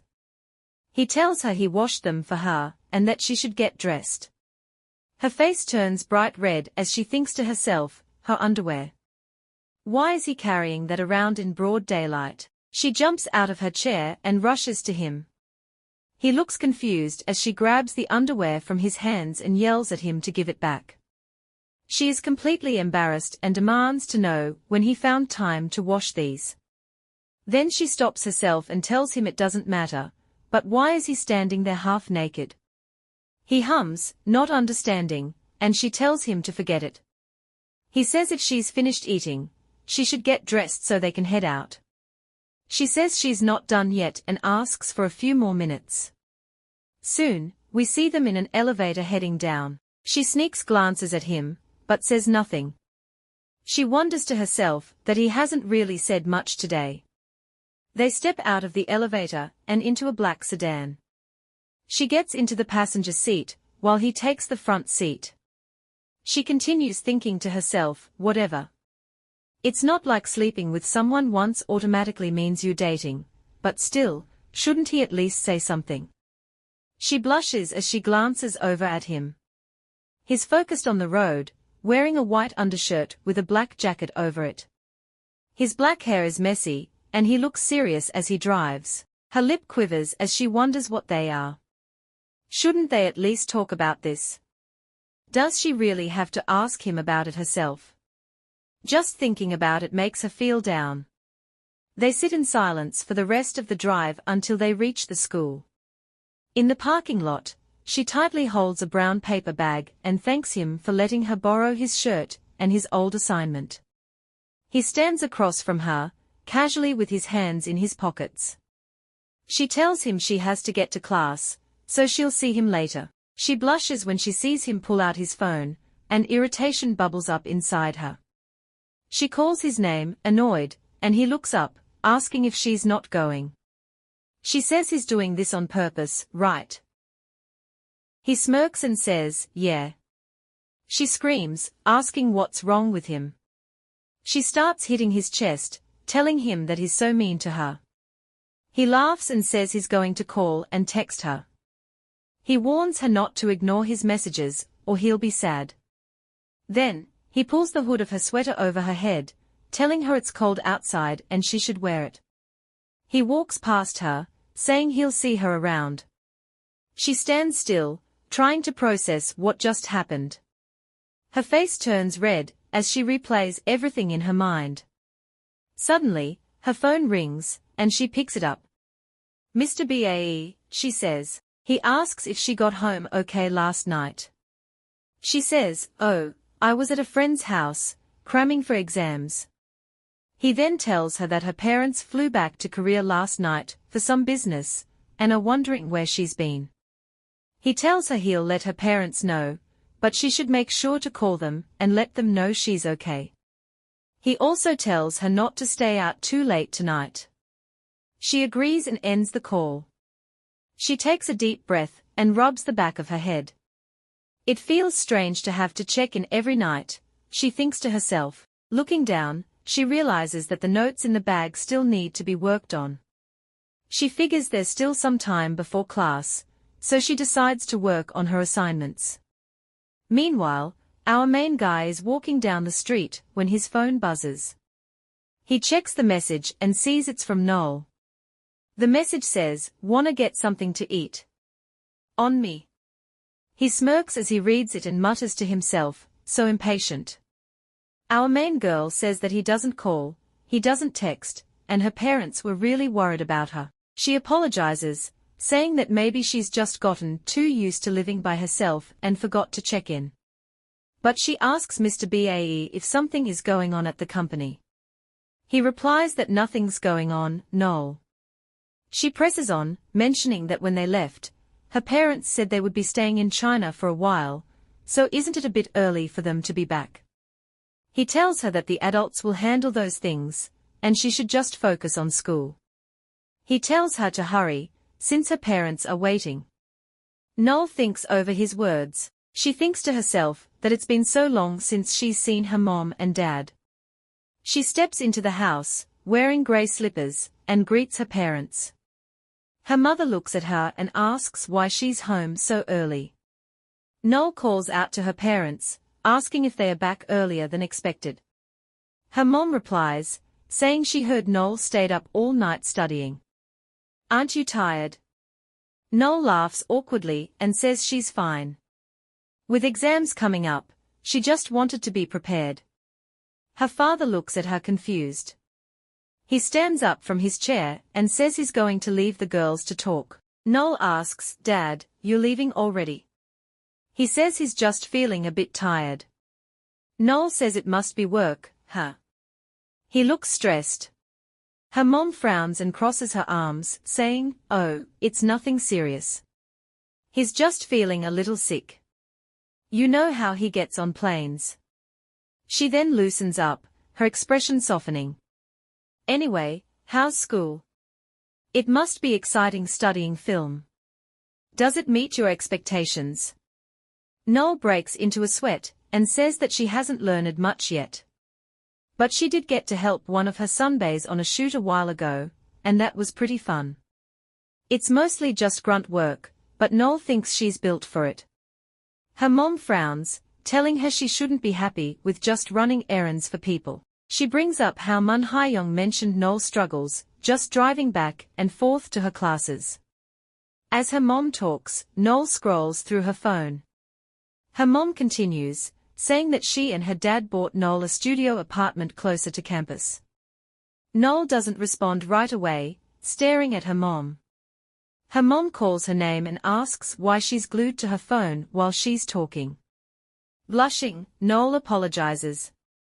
Her mom asks about a guy, wondering what he's like. No-eul says he's a sunbae from the same department. Her mom suddenly asks if he's good-looking. No-eul stands up, moving away from her mom, cheeks flushed. She says, you know, her mom smirks, saying, yeah. No-eul is surprised, saying she didn't know her mom cared so much about looks. Later, No-eul and the main guy are eating ice cream. He looks at her curiously, asking if she's really too full for another bite. She smirks, saying she has a second stomach for dessert. Then she asks if he has plans after this. He shrugs and says he has class later. She asks when and he tells her it's at 4 o'clock. She points out that he has 2 more hours. He offers her to stick around if she wants. They walk into an empty classroom, and he says no one's around. She shrugs, saying everyone must be busy with exams. He sits at the piano and starts playing. No-eul fidgets, asking if he's really going to play the piano. He glances at her and asks, what? She hesitates before asking if she can kiss him. He's taken aback at first, but then smirks, asking what she'll do if he says no. She flushes and responds that she'll kiss him anyway. She thinks to herself, what the heck? Why does it feel like she's the only one who wants this? Then she decides it doesn't matter anymore. She doesn't want to kiss him anyway. But before she can say anything, he reaches for her and pulls her close.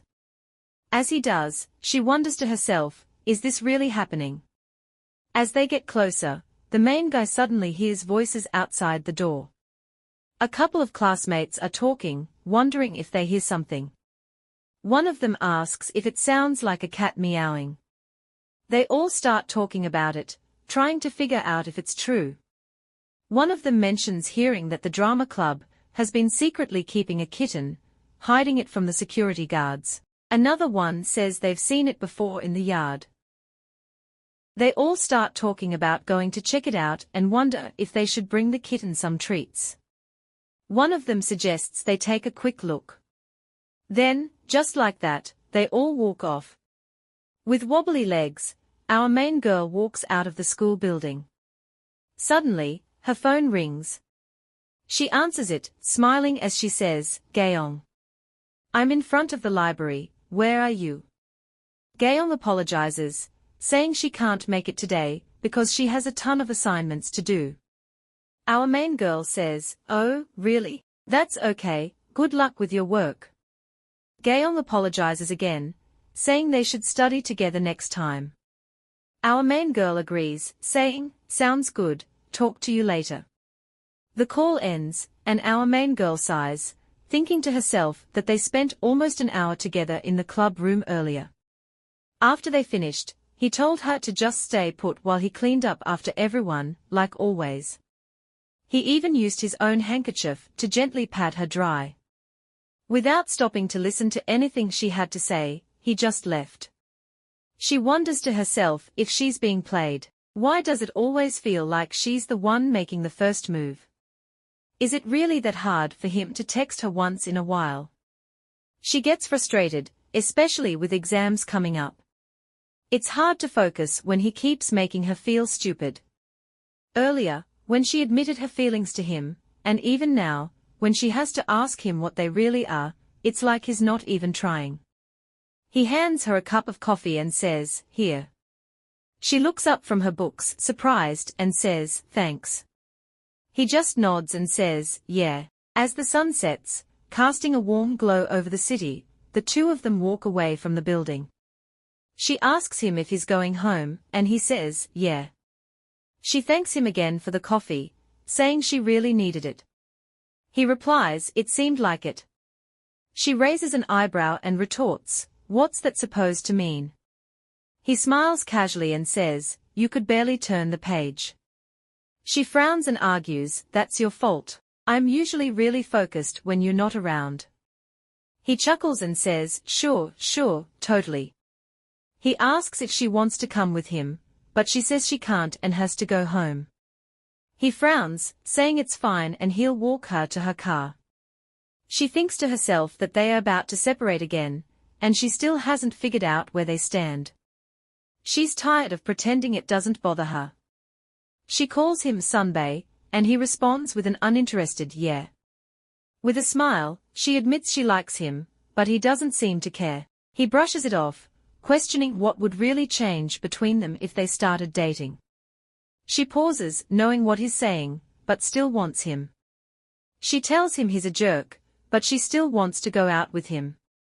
The problem is, she doesn't want to be treated like a toy anymore. Her frustration builds as she thinks about being treated like she's nothing special. He asks if she thought being with him would be easy or romantic. She reminds him that she hates romance and thinks dating is a waste of time.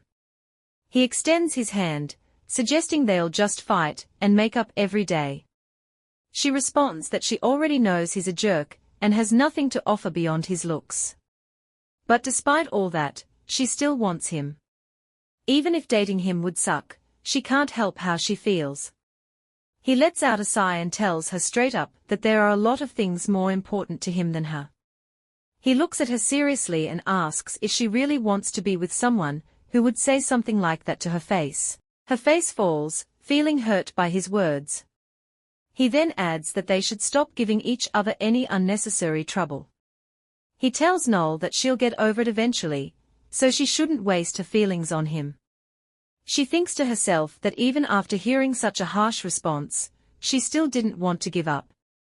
It's like she was throwing a tantrum, holding on stubbornly even though it felt humiliating.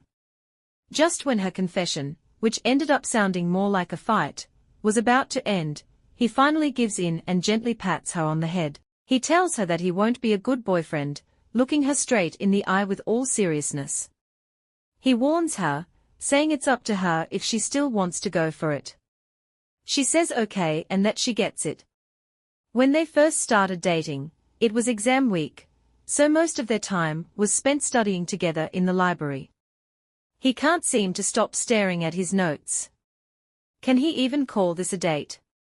She smiles, watching him. Even though his cold response to her asking him out still lingers in her mind, she can't help but feel like she's on top of the world. After all, she's his girlfriend now, and even though it feels silly, just knowing that makes her happy. Later, a brunette hits No-eul's desk, making her sit up with a jolt and frown. The girl tells her that on Sunday at 7 p.m., on the first floor, she's needed for a shoot. No-eul blinks in confusion as the girl says it's from Sunbae. No-eul processes the information, and her mind starts to wander. Meanwhile, a group of girls gathers around our main guy, calling him Jooheon oppa. They chat about how tough the exam was, wondering if she failed it. No-eul notices the group and looks lost. She grabs her bag and stands up, walking out of the room. Our main guy watches her leave, frowning. Outside, No-eul calls her uncle, Mr. Bae. He asks if everything is okay, noticing that she sounds a little down. She brushes it off, saying it's nothing and asks what's going on. He tells her that he just heard the apartment is ready for her to move in, since the remodeling is finished, and he called to let her know. She repeats the word apartment. Her uncle asks if her mom didn't mention it. She remembers that her mom might have briefly mentioned it before. He offers to take her to see the place since he's nearby, telling her to take her time, and that he'll pick her up soon. She looks up from her shoes and spots Sunbae standing in front of her, making her freeze up. Her uncle calls her name again, asking for a response. She quickly tells him it sounds great, and that she'll see him soon before hanging up. Sunbae starts questioning her about the call, asking if it was another guy. She looks at him, confused, and asks what he's doing. He responds with a smirk, saying he's keeping tabs on his girlfriend. She mutters under her breath that someone is going to get hurt, and calls his name. Sunbae leans closer, placing his hand next to her head, and asks if they are supposed to keep their relationship quiet. She stays silent for a moment. He leans in more, waiting for an answer, saying it's up to her since she asked him out. She blushes and gets nervous, unsure of what to say. She then hesitantly asks if he was waiting for her. He pauses for a moment and says that's probably the reason he's still here so late. He then questions her if it was another guy on the phone. She changes the subject, asking if he's free tonight. He casually slips his hands into his pockets, and when he asks what's going on tonight, she tells him she's having a housewarming party. He asks who else will be there, and she lists a couple of names before joking that only 3 people will be there. Sunbae laughs, saying he had hoped to be the only one there, but will let her know later if he's coming. No-eul is in the car with her uncle, driving toward her new apartment. He asks if the guy she's been talking about is her boyfriend. She quickly brushes it off, explaining that he's just a Sunbae and a film student. She then notices a strange smell in the car, and asks her uncle if he's wearing new cologne. He denies it, saying his cologne is the same as always. No-eul wonders to herself what the smell could be, but lets it go. They arrive at the apartment, and No-eul is impressed by how amazing it looks. Later, she's lying in bed, staring at the ceiling, still bothered by the unfamiliar smell. The doorbell rings, and she quickly opens the door to let him in. He's surprised that no one else has shown up, since he remembers her mentioning a bigger guest list. No-eul brushes it off and tells him to stop teasing her. As they talk, his phone vibrates. He picks it up and answers, smiling as he tells Jooheon he's busy at the moment. Jooheon asks where he is, and he casually mentions he's at his girlfriend's place. He's sitting on the couch wearing a black t-shirt and grey slacks, talking on the phone. He tells the person on the other end to listen to their mom, and stay out of trouble before saying goodbye. He hangs up, sets the phone down, and looks over at her. She's just staring at him, and he plops down next to her on the couch. She calls out oppa, and he gives her a look. He asks if she's really calling him that. She says it's what everyone else calls him, but he tells her it sounds kind of scary when she says it. She laughs and says oppa again just to tease him. He responds with No-eul, and then she says his full name, Jooheon. He replies, yes, No-eul. She says his name again and he calls her Nuna, this time, pulling her closer to him. He asks if she's calling him Nuna, and she blushes, unsure how to respond. He gently pats her head, and pushes a lock of her hair behind her ear, noticing that she seems upset. He asks if her boyfriend isn't treating her well. She mumbles and tells him not to say that. He tells her to speak more comfortably, since she's his sunbae. She then jokes that if he were younger than her, she might be in trouble. He leans in and says that's not really his problem. She laughs, relieved that he's not really her hubby. They share a kiss. After breaking apart, he teases her, asking if she's messing around with an underclassman. She asks why he keeps bringing that up. She gets quiet, then suddenly changes the subject, telling him it's getting late and they should call it a day. He pushes her back onto the chair and gets up quickly. She grabs his shirt, trying to stop him. He turns around and asks what's going on. She asks him what he's doing, and he replies sarcastically, asking if she's not going to do anything. He sounds a bit annoyed and asks if she wants to keep messing around with someone else. She asks if everything just now was an act, and then sighs, saying it's fine. She decides to stop if that's what he wants. She can't help but think to herself, weren't they just about to do something? Did she completely misread the situation? Or is he just messing with her? He looks at her and says her boyfriend really doesn't give her what she wants, huh? She keeps clinging onto him like this, Nuna. Doesn't she want more? She tells him to stop, but he asks why. Doesn't she like it? He says this is bad, Nuna. He lays her down on the couch, and, looking at her, says that seeing how her boyfriend treats her makes him want to make her cry like that too. He asks if she's already crying, and jokes that he must spoil her too much. He tells her that with a few tears, she gets whatever she wants from him, doesn't she? Then, leaning down, he kisses her. He says he's going to have to train those bad habits out of her, and things start to get more intimate between them. She sits on the floor in just a white shirt, staring at him. He glances over at her, but she quickly says he did it on purpose, to stop her from speaking casually to him again. He insists that's not the case, but she doesn't believe him. He tells her to go ahead and call him whatever she wants, and after a moment, she agrees, calling him babe. He responds in kind, still amused. Later, she gets a text and remembers his words from earlier, if anyone causes her trouble, she should let him know. She smirks as she reads the message, wishing he were there with her. She walks through a crowd of people, muttering a greeting when she spots him. He drops his hood when he sees her and acknowledges her arrival. He hands her a stack of heavy boxes to take downstairs. She takes them with a sigh, wondering what's inside them. As she walks, she passes a group of people, including the brunette from earlier, who roughly pushes her with her shoulder without apologizing. She rolls her eyes, thinking she should at least say something. Walking on, she hears whispers behind her and wonders what they are saying this time. She aches from the weight of the boxes, reminding herself that carrying them up and down the stairs 3 times wasn't the best idea.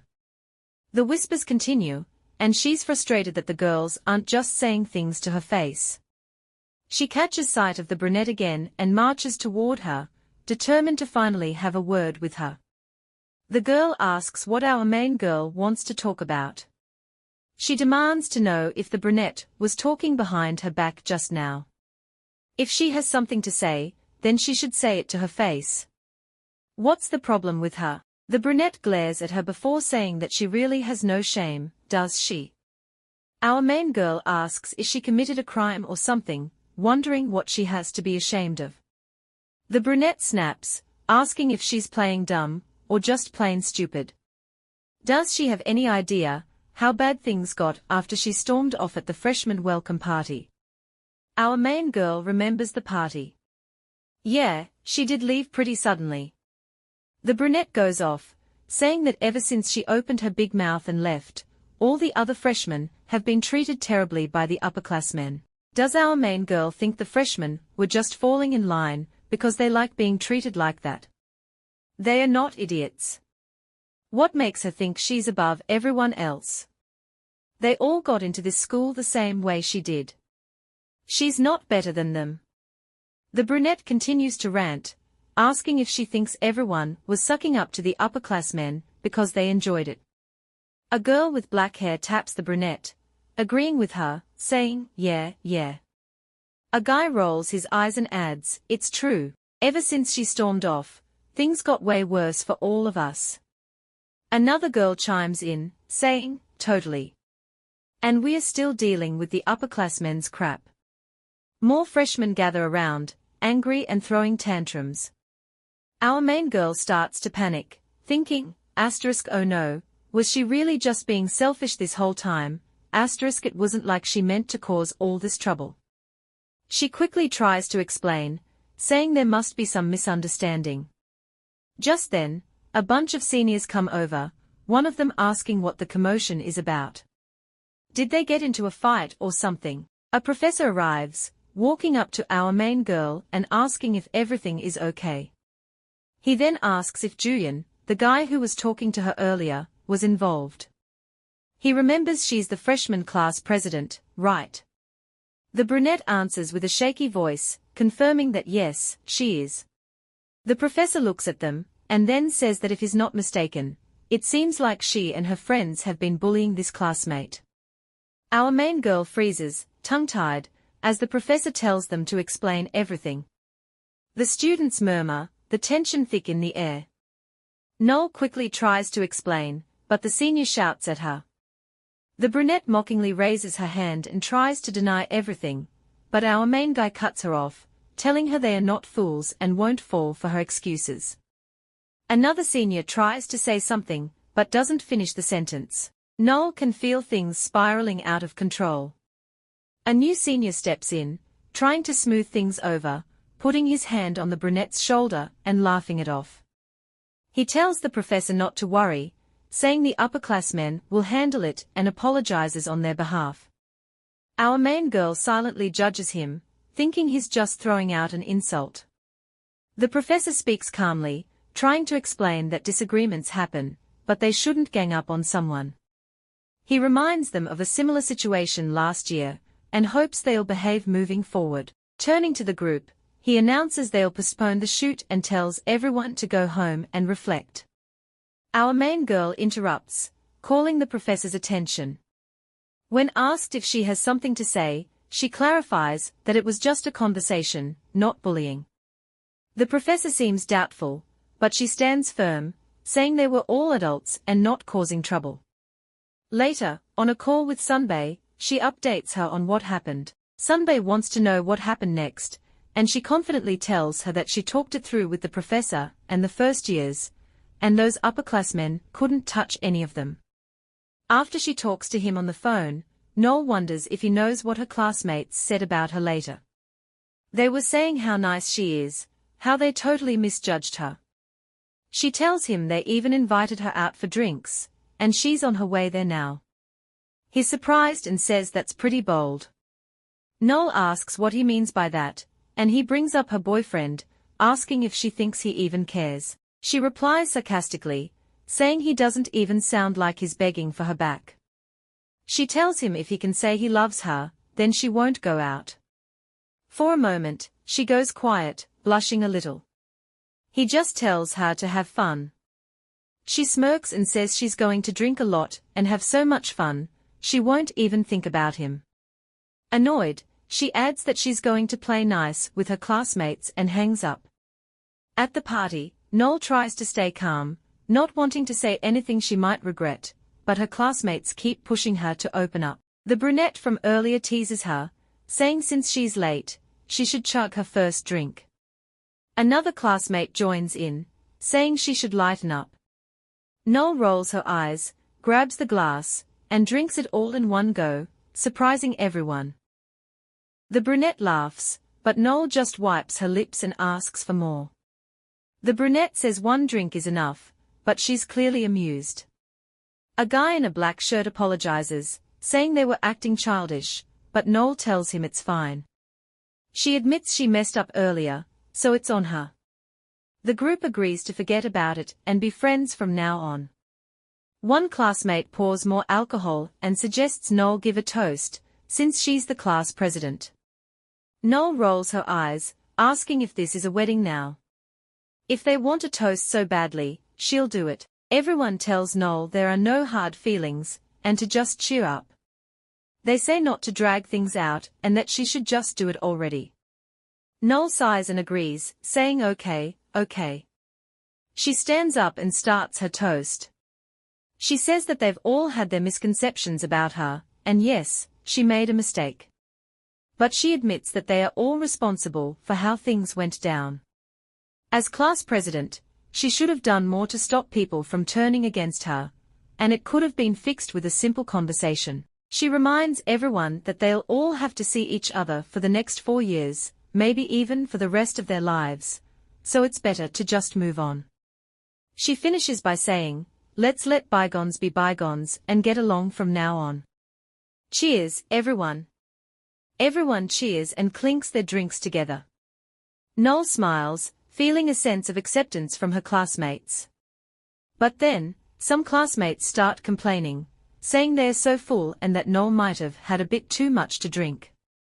One of them notices No-eul has fallen asleep and points it out to the group. A female classmate taps No-eul and asks her what's going on between her and Jooheon Sunbae. No-eul glances at her and asks what she means. Another classmate tells them not to ask about that, but the first girl insists she wants to know. They all agree it's best to just let it go and stop making things awkward. Suddenly, the brunette blushes and looks toward the door. She gets up and walks over to 2 guys dressed in black, greeting them with a "hello, Sunbaes." Her classmates whisper, wondering if the seniors are there. One of them spots Jooheon and says, "Look, it's Jooheon Sunbae."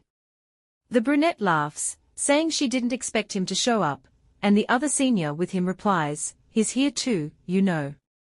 Another classmate says, "Drink up, everyone." Jooheon said it's on him. From across the room, No-eul and Jooheon's eyes meet, and it's clear trouble is on the horizon. No-eul and the brunette are standing outside, leaning against the building, talking. The brunette is smoking, while No-eul seems to be feeling the effects of drinking too much. She asks No-eul if she's okay, and No-eul starts to realize that maybe she did drink a bit too much. She wonders why she got so drunk, thinking she should have been more careful. It all seems to hit her, it was because of Kwon Jooheon. The brunette sighs and asks if Jooheon is really as nice as people say. No-eul seems confused but answers that she has heard the rumors. The brunette jokes about how she only cares about looks, and if Jooheon asked her out, she'd probably say yes. No-eul, surprised, asks if that's how it really is. The brunette admits that if she were No-eul, she wouldn't go for it because of how people have been acting around her ever since the incident at the welcome party and the rumors. No-eul, deep in thought, wonders if it would really be that strange if she and Jooheon were dating. She quickly realizes there might already be, remembering that she was the one who asked him out. Just as she's thinking about this, Jooheon appears, walking up to her and placing a hand on her head, asking if she's heading home. No-eul, startled, calls out to him. The brunette tells Jooheon that they just stepped out for a smoke, but are planning to head back inside. Jooheon asks No-eul if she smokes, and she quickly says no, explaining that she just wanted some fresh air. She tries to stand and stumbles a bit, nearly falling. Jooheon catches No-eul before she can fall to the floor. He says it's probably time for her to go home. She agrees, saying, "Okay." Later, they drive up to her apartment building in a blue car. No-eul tells him they've arrived at her place, home sweet home. They walk inside, and he hands her a white shirt, telling her she has something on her shirt and should change. She thanks him. They walk into the bedroom and get into bed next to each other. In the middle of the night, No-eul, unable to sleep, calls out to him. She says her classmates are telling her not to date someone like him. Jooheon asks why. She tells him they say he's full of himself. He replies, saying it sounds like her opinion, not theirs.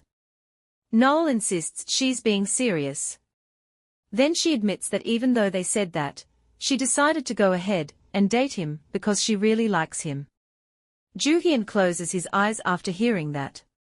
The morning sun wakes No-eul up, and she realizes she's overslept. She panics when Jooheon walks in holding a cup of coffee, wearing no shirt, and says it's 11 a.m. She screams, demanding why he didn't wake her up.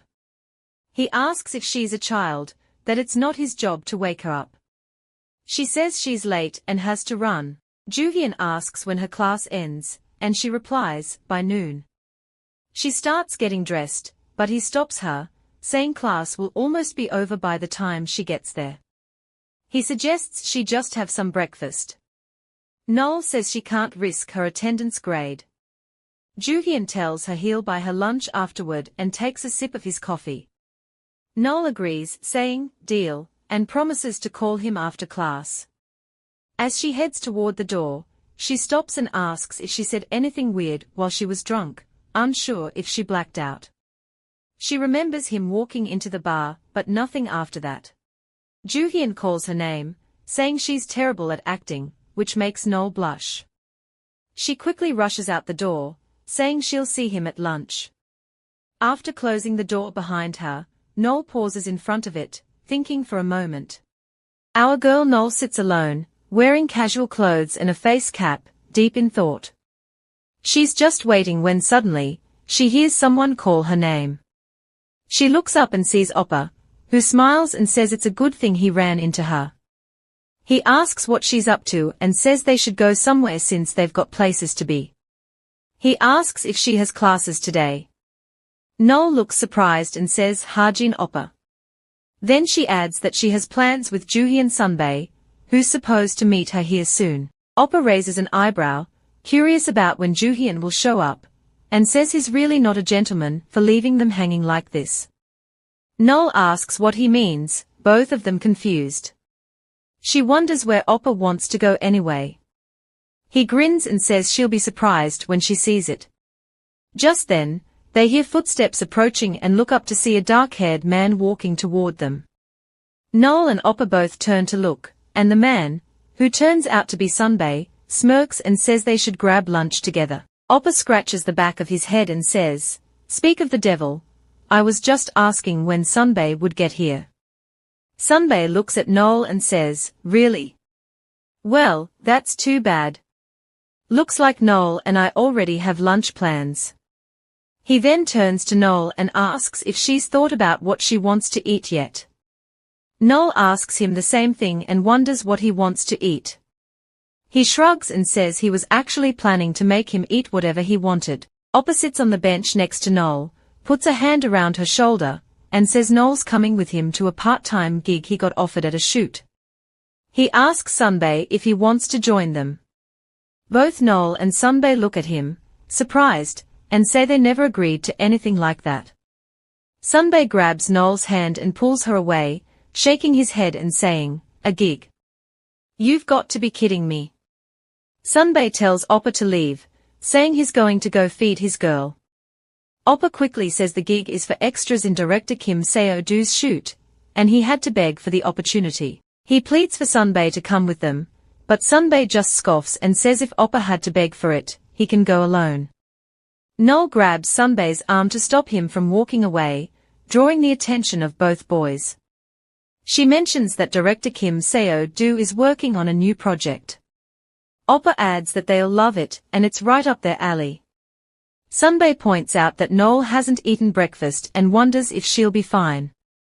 No-eul reassures him that she's okay, and wants to check out the opportunity that Haejin Oppa worked hard to get them. She asks if Sunbae wants to join, and he goes quiet, looking at her for a moment before saying nothing.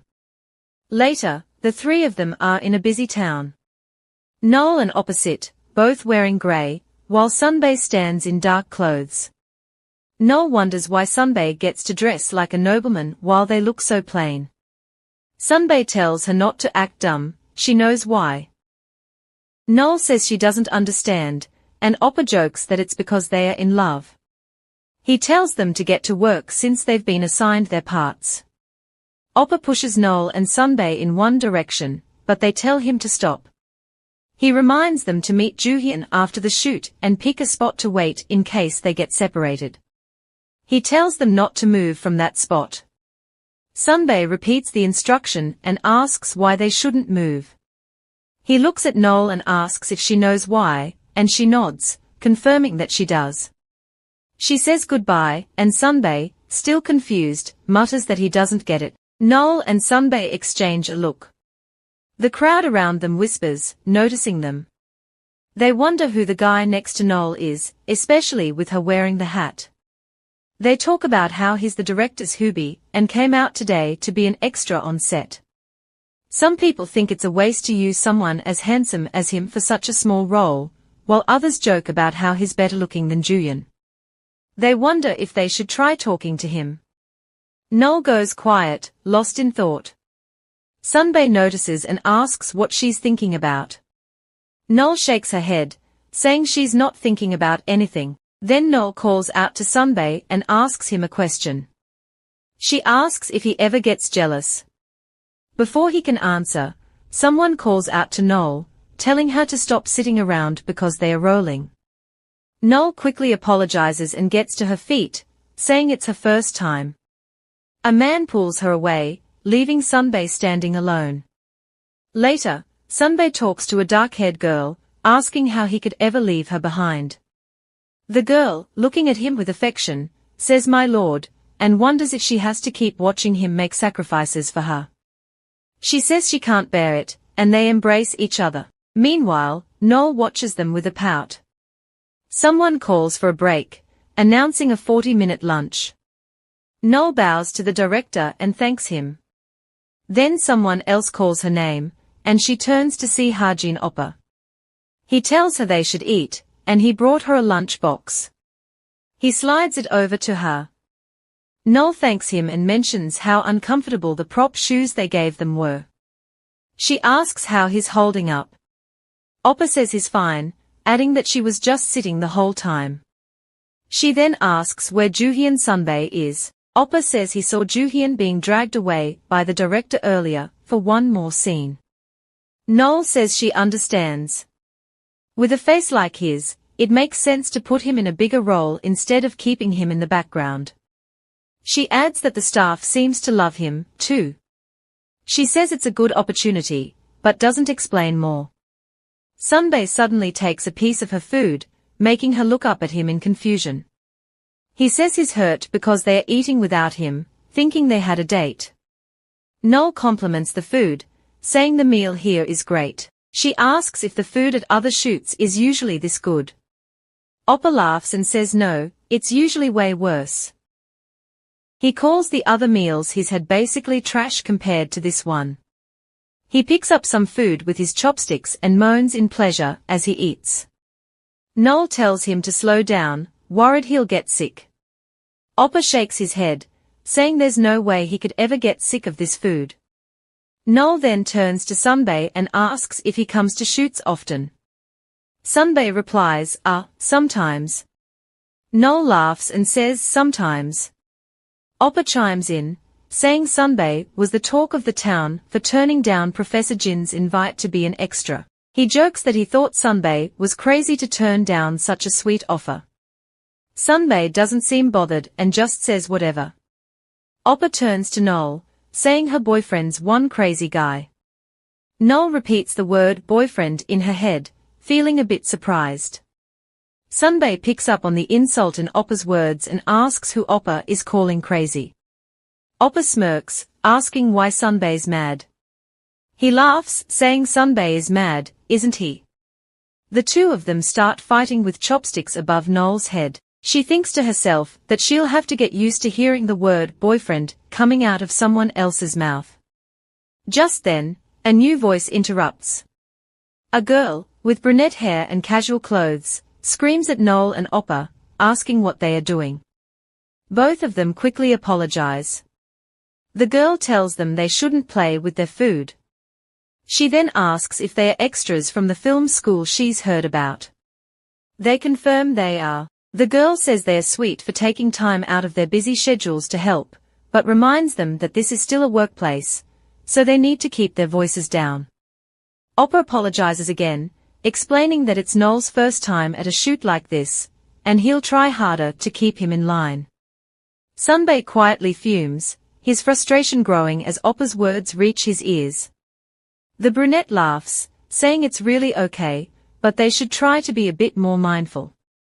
She asks if they are still hungry and offers them some cookies from a popular bakery nearby. They both eagerly accept, saying they'd love some.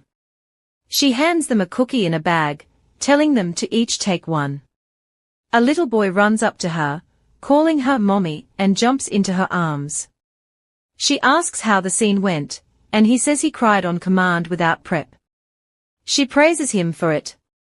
No-eul asks if the boy is her son, but the brunette explains that he's not. He just calls her that because she's the crew mom. No-eul nods, understanding.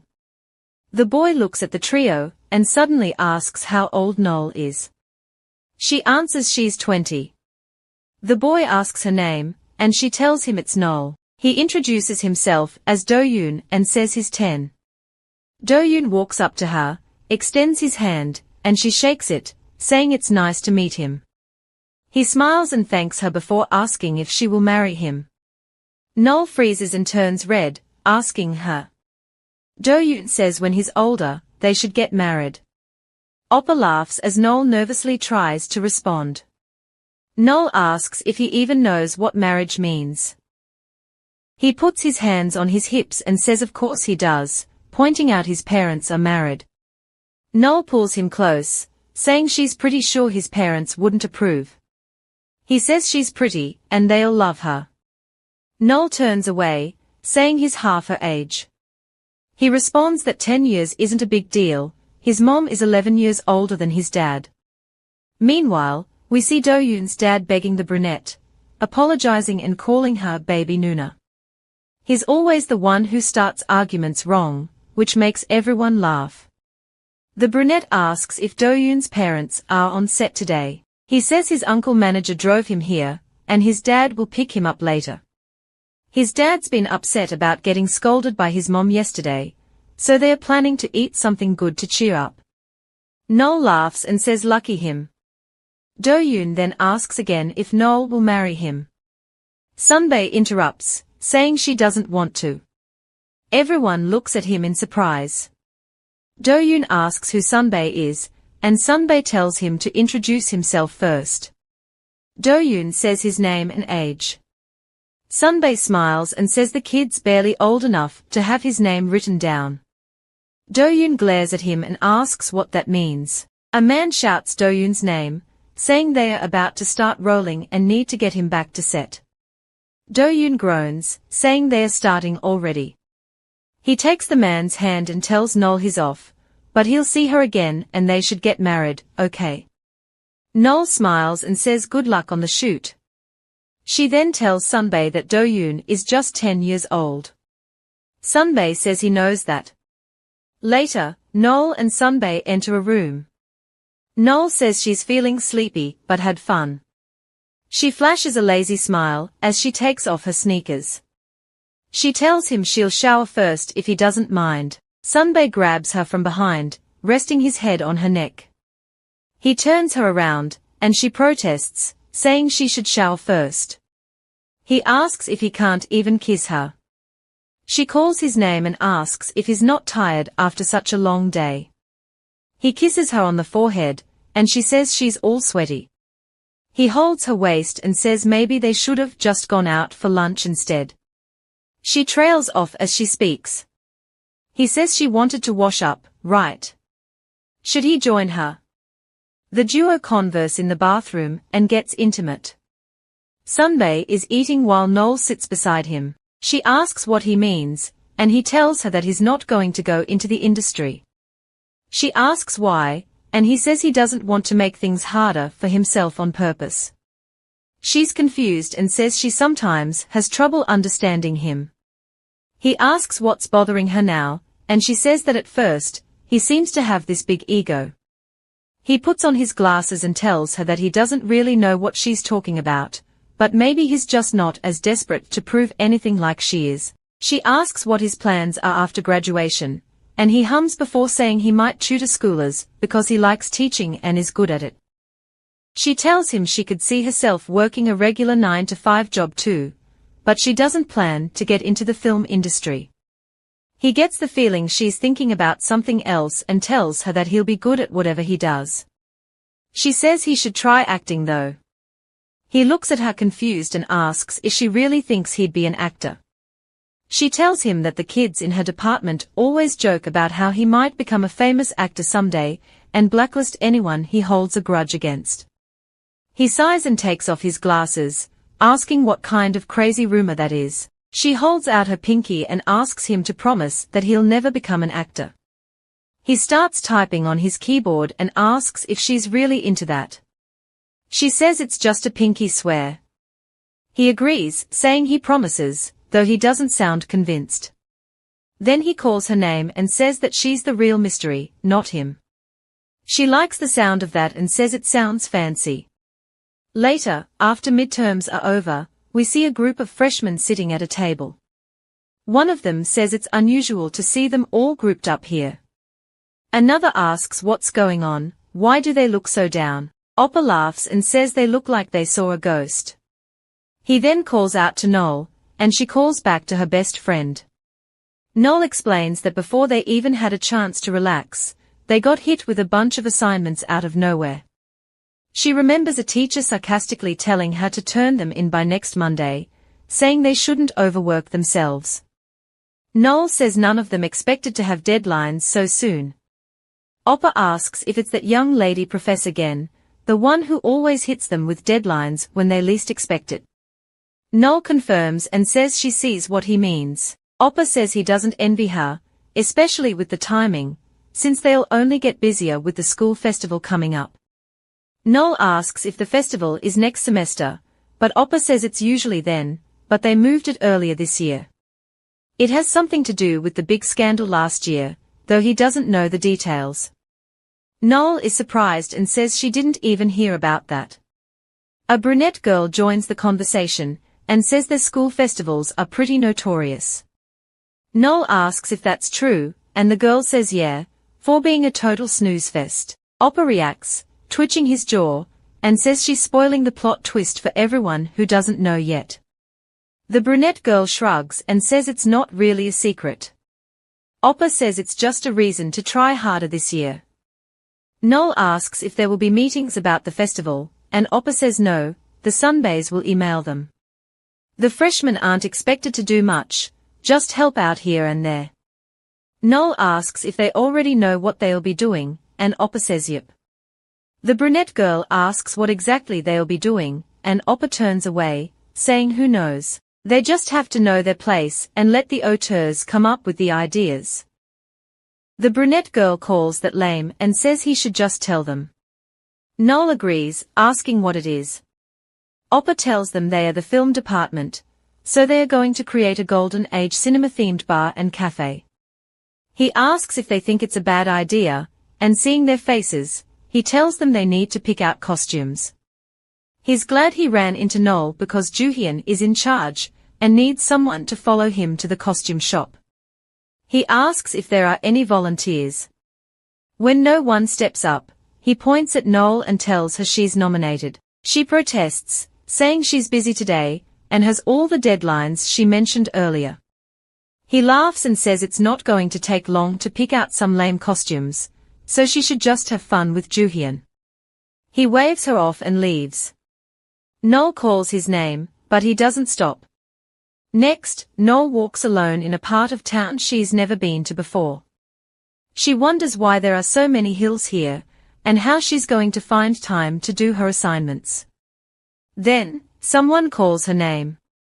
She turns around and sees the male protagonist. He tells her to come with him. She calls his name, surprised that he's there early. He says it's like she's the one who's late, and teases her a little. As she hunches forward, he helps steady her by holding her waist. A brown-haired boy asks if she's out of breath, and if she's there to rent some costumes. No-eul says yes, they need something that looks like it's from an old movie and apologizes for being late. The boy tells them to help themselves to anything they can find in the warehouse. No-eul thanks him, and he asks if it's just the two of them. Sunbae confirms that everyone's busy with the festival preparations, so it's just them. The boy says that sounds exciting and that it was like that in his day too. He leads them into a dusty room, where the costumes should be. He says he'll be at the counter when they've picked out what they need. He closes the door and leaves them alone in the room. No-eul looks at Sunbae and asks if he knows the owner. He says the owner is an alumnus. She nods, saying she sees, and begins looking through the boxes for a costume. After a while, Sunbae finds one and asks No-eul to try it on for him. Sunbae stays quiet for a moment, then laughs when No-eul comes out in a blue and dirty brown gown. He says she looks awkward in it. No-eul gives him a look, clearly dreading his comment. She responds that she'd rather be an awkward princess than a perfect witch. Sunbae raises an eyebrow and asks if she thinks he looks like a witch. He then holds out a red apple, wearing a cloak, and says that now he understands why the witch wanted to mess with the princess. No-eul asks if it's because she's so cute. Sunbae laughs and says she shouldn't get a big head about it. He pats her head and teases her, asking if she's mad at him. She blushes and says it's fine, no one would get upset over something like that anyway. Later, the two stand next to each other, and No-eul asks if there's anything else she can help with. Sunbae says not really. She asks if he has anything else to do or if they are done here. He says he's honestly not sure. She says, so there's really nothing left for him to do. Sunbae asks if she's looking forward to the festival. No-eul says a little, she's made some friends with her classmates. He asks if she's looking forward to walking around hand in hand with some Sunbae. She laughs, asking if he means the annoying Sunbae she told him about last time. He pinches her cheek, and she cries out in pain. Sunbae tells her to say it again, asking which Sunbae. She can't speak clearly because of the pain. He tells her to say, please let me go. She tries to speak through the pain, but it's not clear. Later, No-eul is going through the wardrobe, looking for something. She says there has to be something nice around here.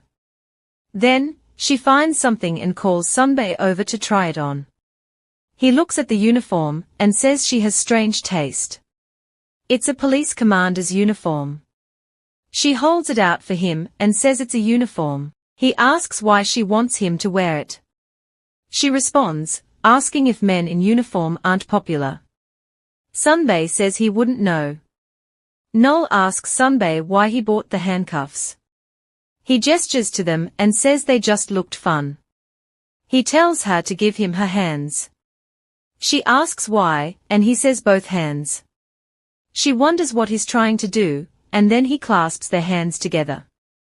She asks what he's doing, and how she's supposed to go back to school like this. He asks if her feet are tied up too. She quickly says she didn't mean she couldn't walk. He drags her along, saying, now, come along like a good criminal. She complains, asking why he's being so mean to her.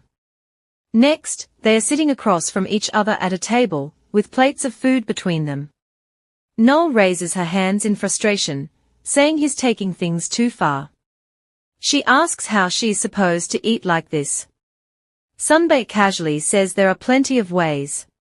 He spoons up some spaghetti and brings it to her mouth, saying say No-eul tells him to stop fooling around and let her go. Sunbae says she should just eat the food.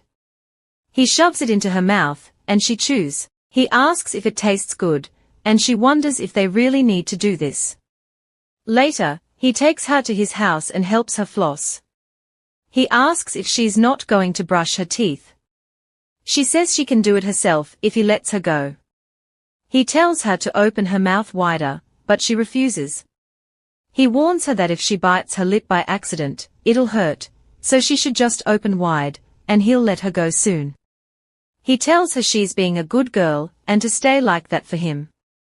After a moment, he says it's too minty. She says she's done and asks if she can spit now. He tells her they are not even halfway done, and that she should raise her tongue. She asks if it's like this, and he says yes, just like that. He keeps glancing into her mouth as he continues to clean it.